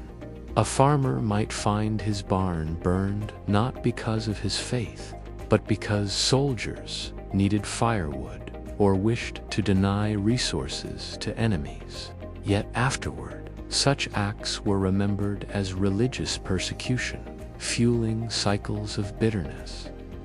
Catherine continued to seek peace. She convened negotiations, issued edicts, and attempted to broker truces. At times, she even rode between camps herself, risking danger in pursuit of compromise. Her aim was always the same: preserve the monarchy by preventing either side from gaining absolute dominance. The First War concluded in 1563 with the Edict of Amboise, which again offered limited toleration to Protestants. But the peace was fragile. It pleased few and angered many. Each side saw the edict not as a settlement, but as a temporary pause before the next struggle. For Catherine, the war had revealed the true difficulty of her task. France was no longer simply a Catholic kingdom with a heretical minority. It was a kingdom divided, with two entrenched communities, unwilling to yield the role of the nobility. The French nobility played a central role in prolonging conflict. Families like the Guises, Montmorencys, and Bourbons wielded power not only through wealth and land, but through armed retinues. Their allegiance to one faith or the other turned theological disputes into military campaigns.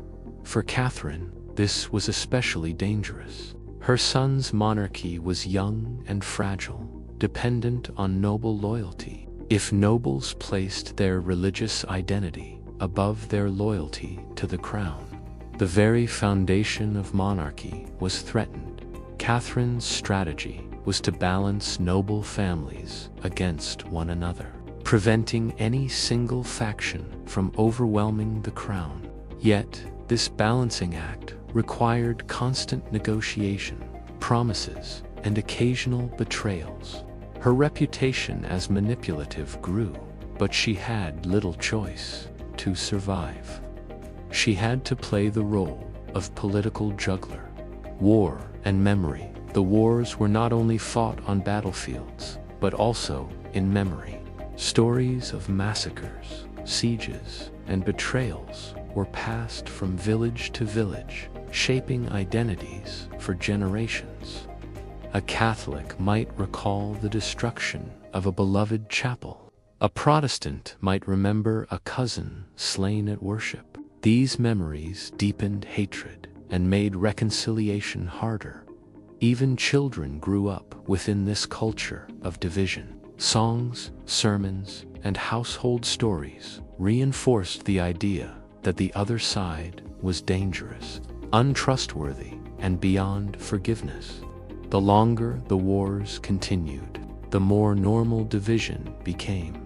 Catherine's uncertain position by the mid-1560s.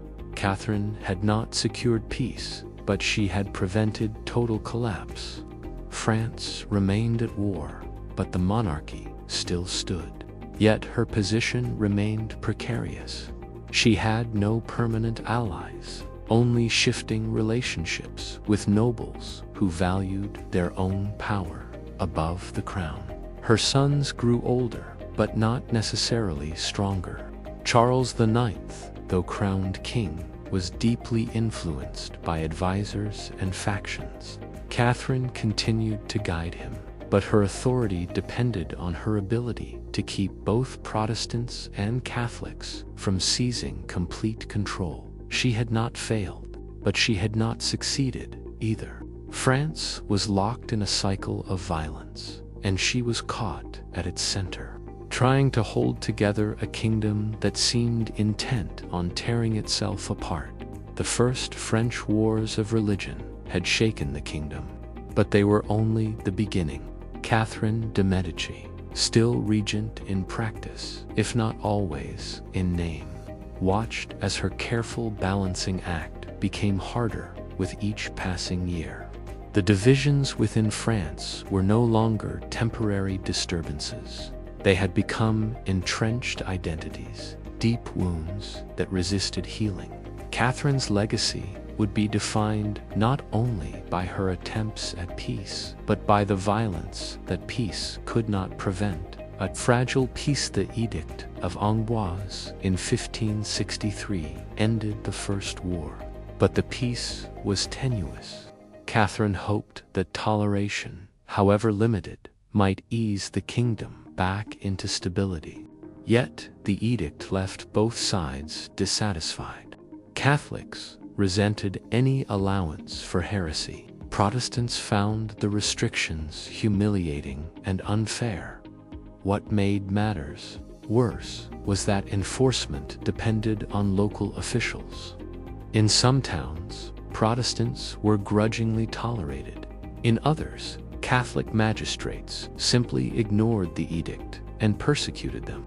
The inconsistency fueled anger, with each side pointing to injustices as proof of bad faith.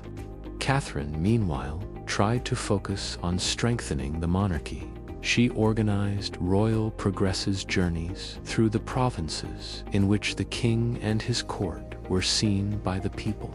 These progresses were meant to remind subjects that above Catholic and Protestant identities stood loyalty to the crown. Yet even these journeys revealed division, as crowds greeted the young king differently depending on their religious sympathies. Catherine's sons as regent. Catherine's power rested on her role as mother. Her eldest surviving son, Charles IX, was crowned in 1561 but was still a minor when war broke out. Even as he grew older, he remained a fragile figure, sensitive, often ill, and easily influenced. Charles struggled to assert his own authority. Catherine remained the guiding force, managing not only political negotiations but also her son's household, advisors, and education.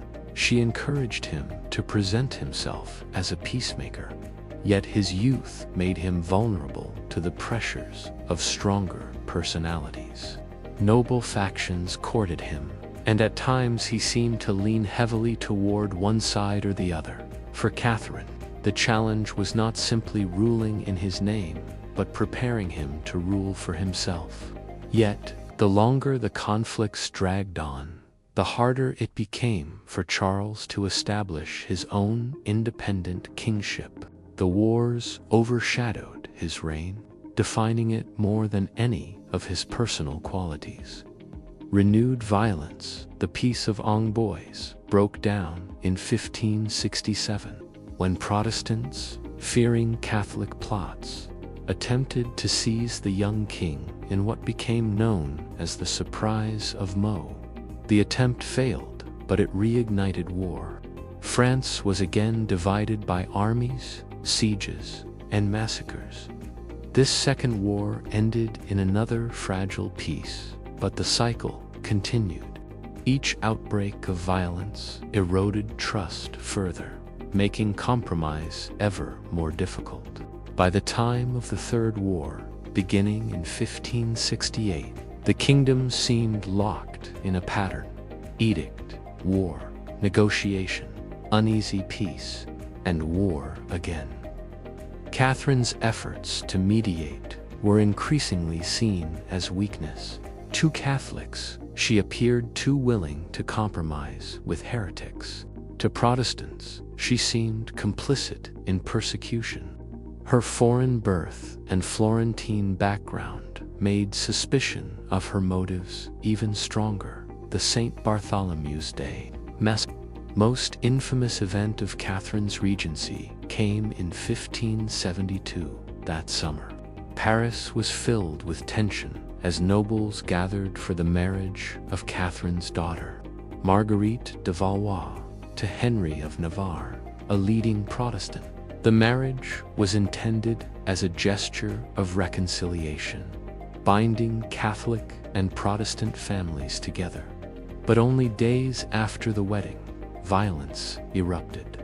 In the early hours of August 24th, St. Bartholomew's Day, Catholic mobs, supported by royal guards, attacked Protestant leaders in Paris. Admiral Coligny, one of the most prominent Protestant nobles, was murdered. The violence spread beyond the capital, with massacres occurring in towns and villages across France. Tens of thousands of Protestants were killed in the weeks that followed. Catherine's role in the massacre has been debated ever since. Some sources suggest she orchestrated the killings, fearing Protestant influence over her son, Charles. Others argue that events spiraled beyond her control once blood was shed. Whatever her exact involvement, her reputation was permanently shaped by the massacre.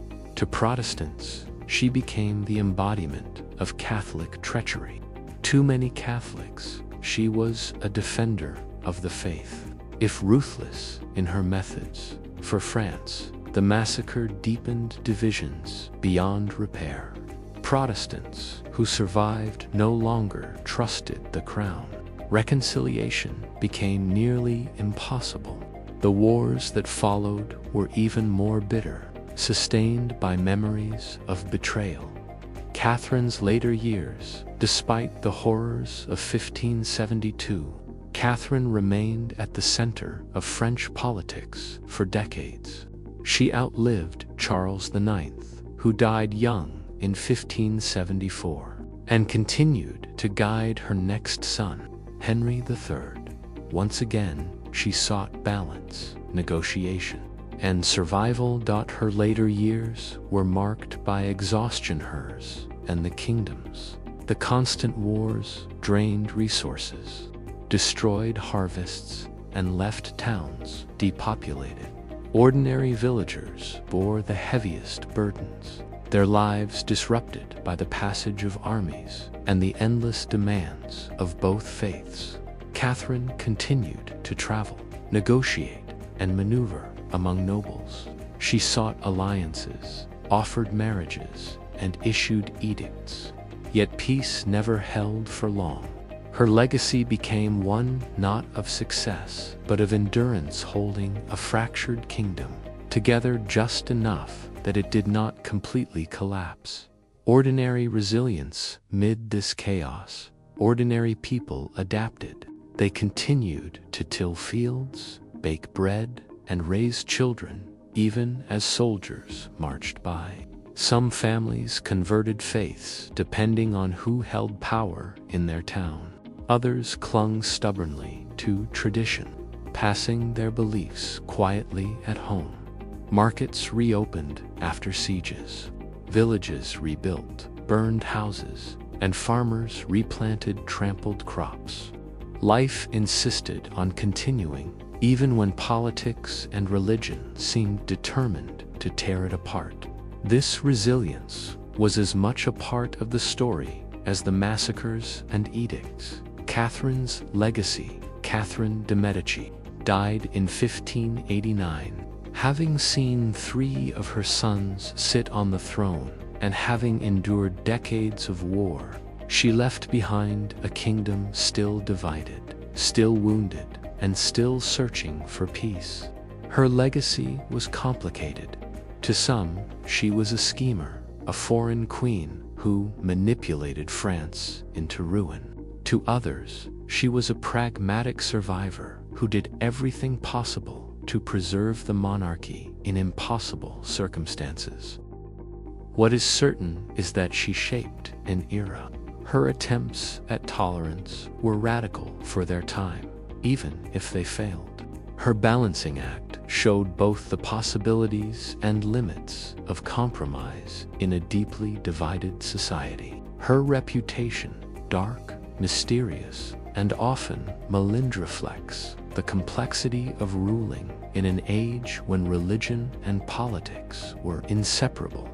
When you think of Catherine de' Medici, it is tempting to focus only on the violence of St. Bartholomew's Day or the image of a scheming queen mother.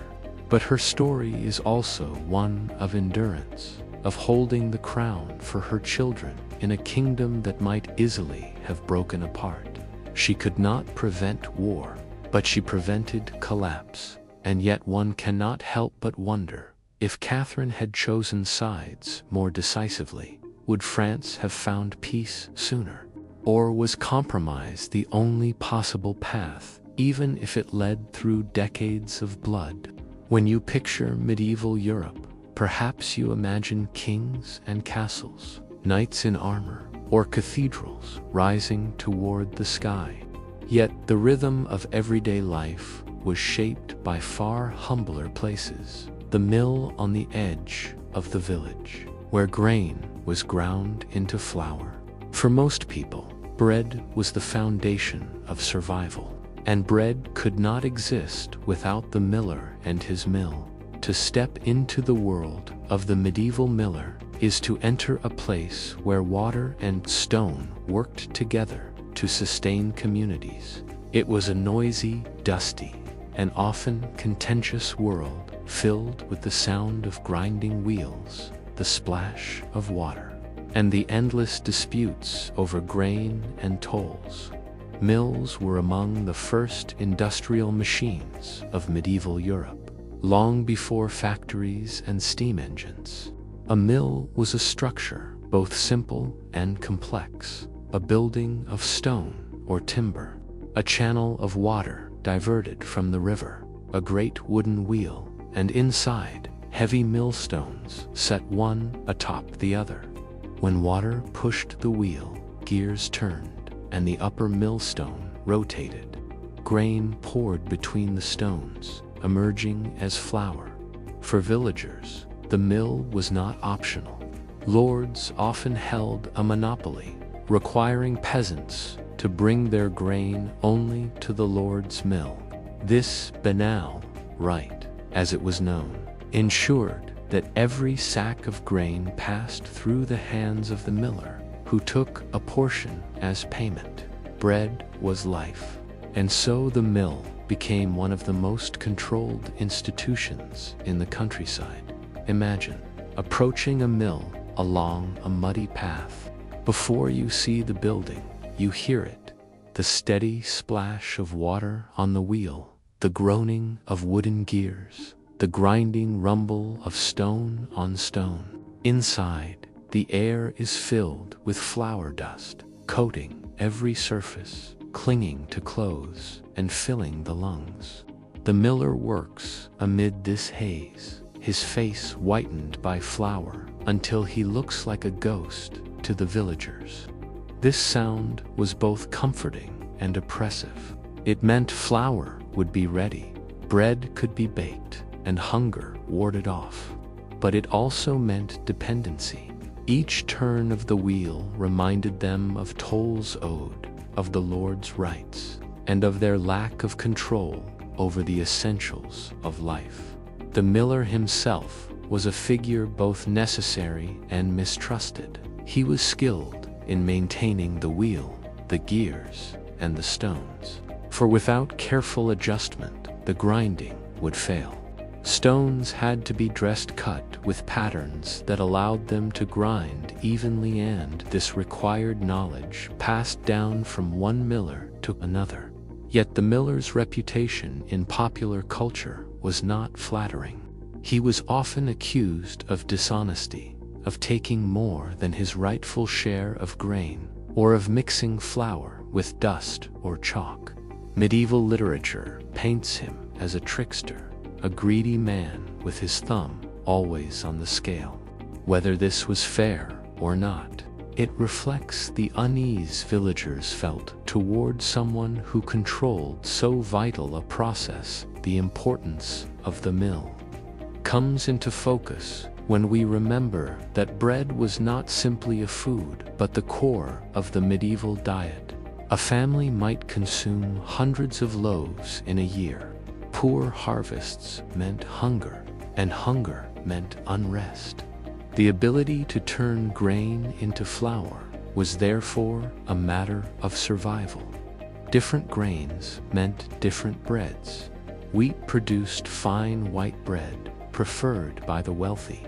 Rye and barley gave darker, coarser loaves, eaten by peasants. In times of scarcity, mills ground whatever could be found: beans, chestnuts, even acorns, to stretch supplies. The flour was not always clean.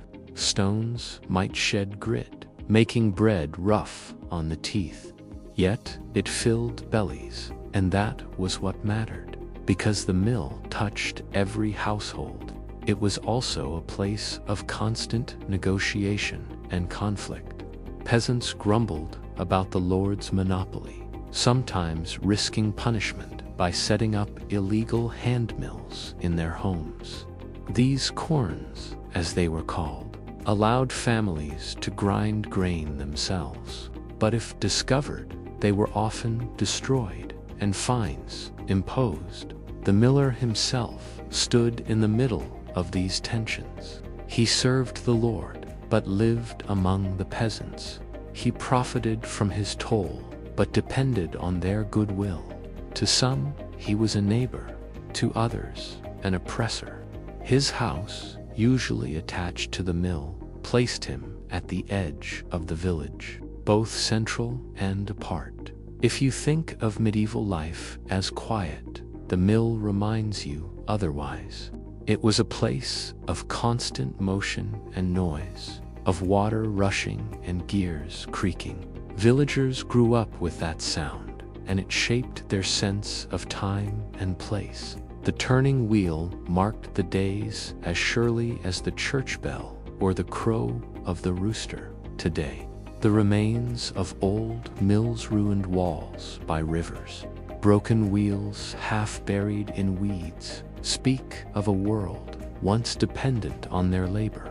To imagine medieval life without them is impossible. They were as essential as the fields themselves. The story of the medieval miller is not one of glory or grandeur, but of routine and necessity. Yet, in that routine lies the heart of survival. Every loaf of bread carried the echo of the water wheel, the dust of the mill, and the work of the miller, whose role, though often maligned, kept hunger at bay. And one cannot help but ask, when every villager heard the wheel turning, did they think only of bread, or also of the tolls, the Lord's power, and the uneasy dependence that bound them all? To step into the mill is to step into the lungs of the village itself, where grain, the very substance of life, was transformed, measured, taxed, and argued over inside the miltha.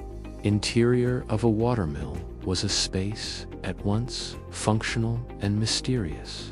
For those who did not work there, it seemed full of hidden mechanisms, wheels within wheels, and strange contraptions whose creaks and groans seemed almost alive. The great millstones dominated the room, one stationary below, one rotating above, together weighing hundreds of kilograms. Above them, hoppers fed grain into the gap. while wooden gears, sometimes greased with animal fat or wax, transmitted the motion of the wheel outside. Dust was everywhere. Flour coated the beams, the floor, and the clothes of anyone who entered. Millers often coughed and wheezed, their lungs full of fine particles that made breathing difficult. Some may have developed what we might call miller's lung, though no medieval doctor had a name for it. The smell was distinctive, the damp musk of wood, the earthy scent of grain, and the dry, choking sharpness of flour dust. The noise was constant, a grinding rumble punctuated by the splash of water outside. The economic heart of the mill lay in the toll. Peasants brought their grain in sacks, and the miller took a portion, perhaps 1/16, sometimes more, as payment for the service of grinding. This was not negotiable. Lords enforced the toll through the banal rite, requiring peasants to use the lord's mill rather than grinding at home. For families who scraped by on meager harvests, that toll was bitter. It meant that even after long days in the field, they never controlled all the fruit of their labor. The miller's portion might seem small, but over the course of a year, it represented dozens of loaves. Villagers often accused millers of dishonesty, of keeping more than their due, of weighing unfairly, or of mixing flour with inferior substances. Whether such accusations were true in every case, or simply the product of resentment, the miller became a figure of suspicion in folklore and story. In many medieval tales, he was portrayed as cunning, greedy, or lecherous, a man who thrived by taking advantage of others. Yet behind these suspicions lay real skill. A mill was not a simple machine. The miller had to regulate the flow of water, adjusting sluice gates to control the wheel's speed. He had to listen carefully to the sound of the stones, for too much pressure could overheat and damage them, while too little left, the grain only cracked rather than ground. Millstones wore down with use and had to be dressed, recut with grooves that allowed grain to grind properly. This was heavy, exhausting work, often done by hand with a hammer and chisel.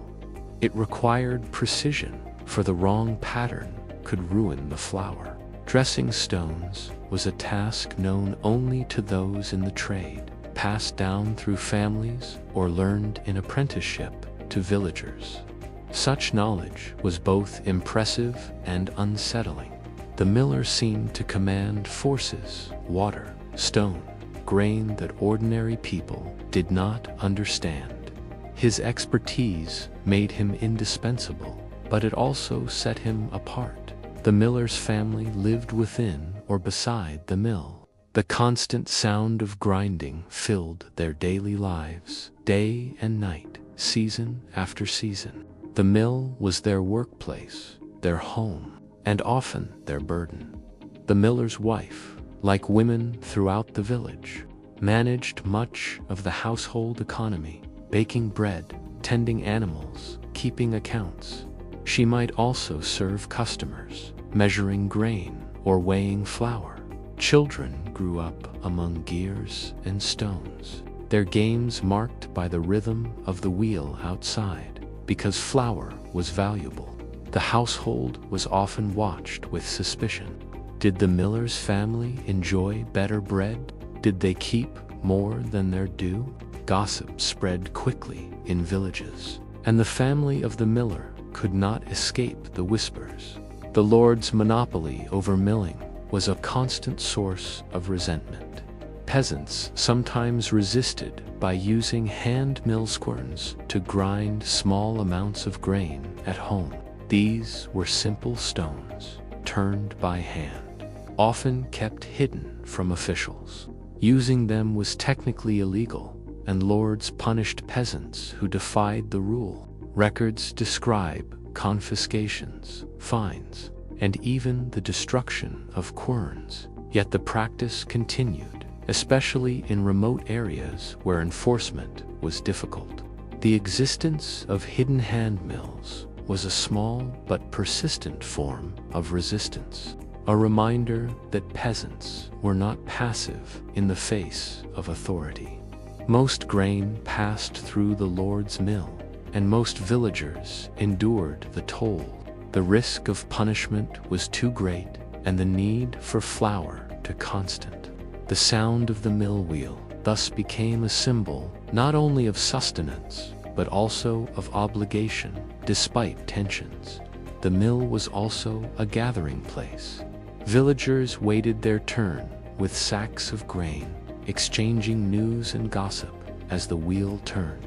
Children played nearby, splashing in the mill race or chasing each other in the dust. For many, the mill was one of the few spaces where the rhythms of daily life brought people together outside church or market. Friendships and feuds alike were nourished there, alongside the grinding of flour. In the story of the medieval mill, one sees the intertwining of technology, economy, and social power. The water wheel harnessed natural force in a way that seemed almost magical, but that magic was controlled by lords who claimed rights, by millers who managed stones, and by tolls that extracted labor from peasants. The mill was not merely a machine.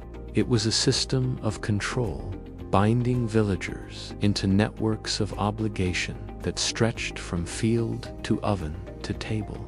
Each loaf of bread bore the weight not only of grain and water, but of rights, duties, and tensions that shaped the very structure of medieval society. To stand in a medieval mill was to feel both awe and frustration. Awe at the transformation of water and stone into flour.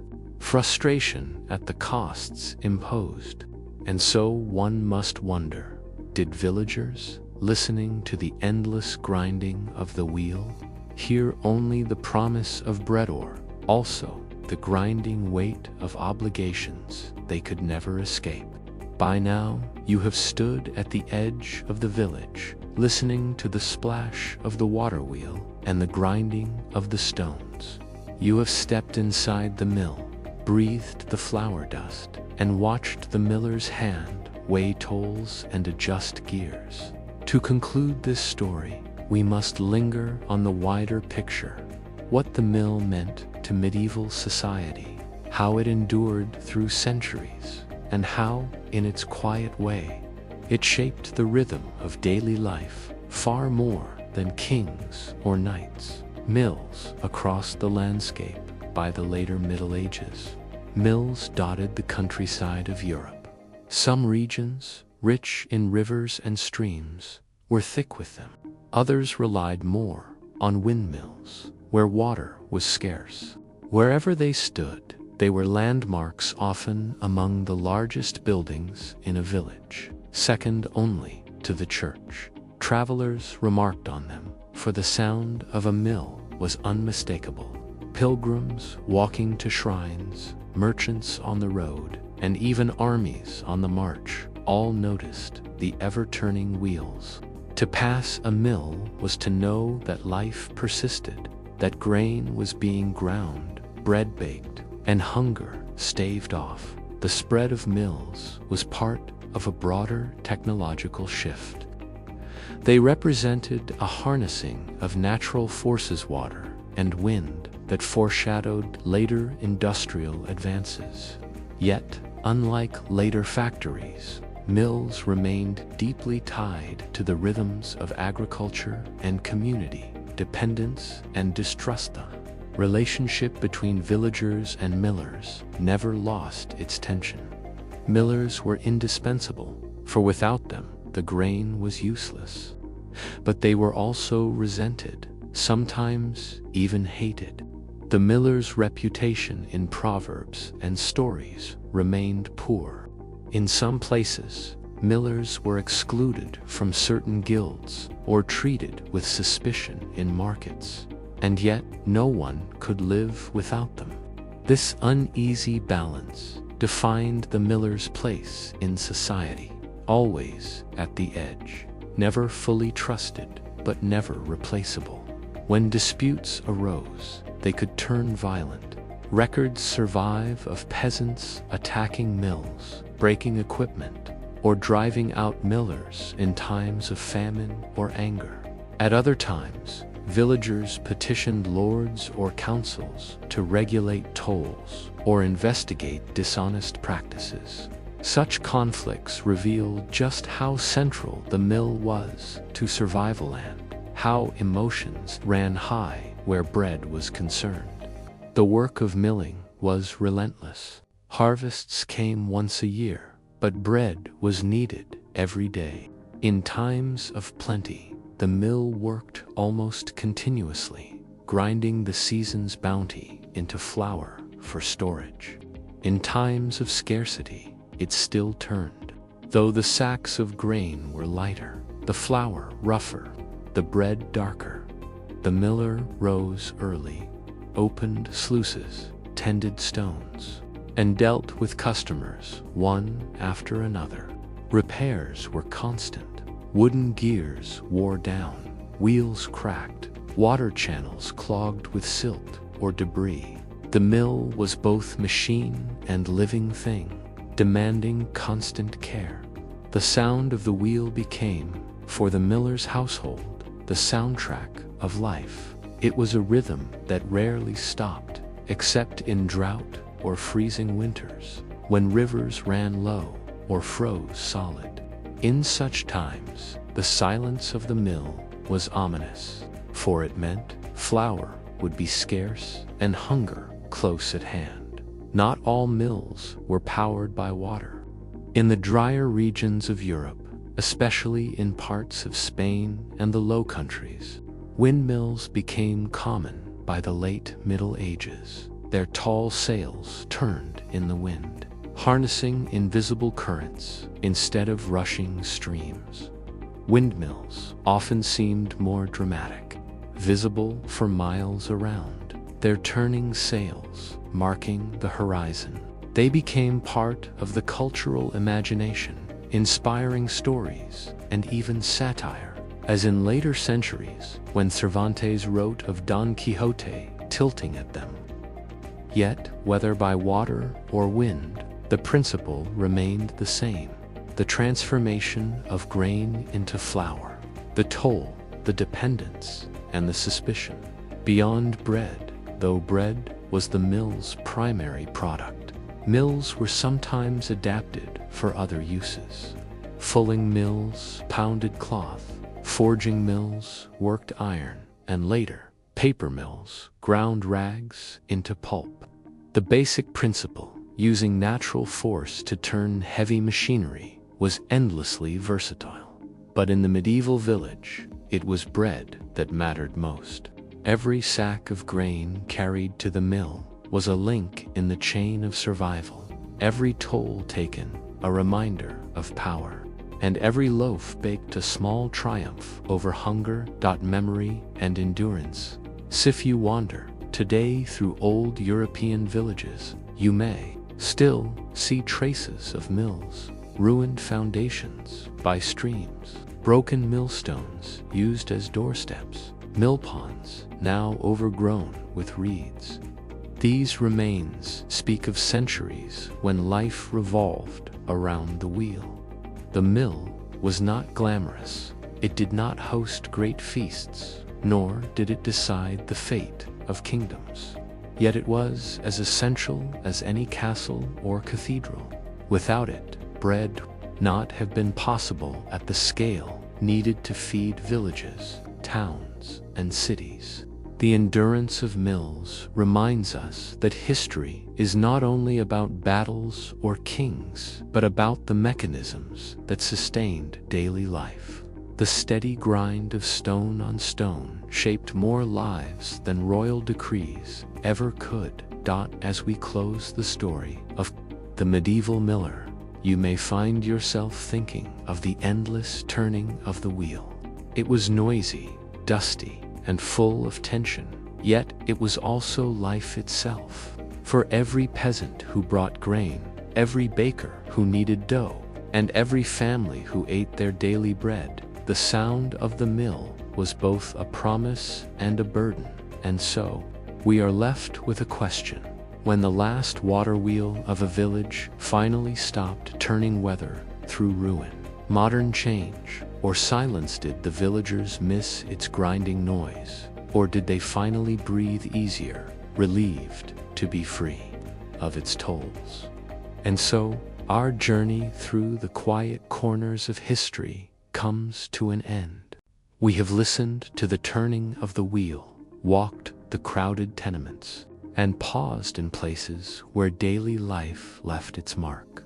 These stories may seem ordinary, even uneventful, yet they carried entire worlds upon their shoulders. In their quiet persistence, we find the true weight of the past. Thank you for joining me in Boring Past Times. Until we meet again, may the calm rhythms of history linger with you, and may your rest be as steady as the turning of the mill.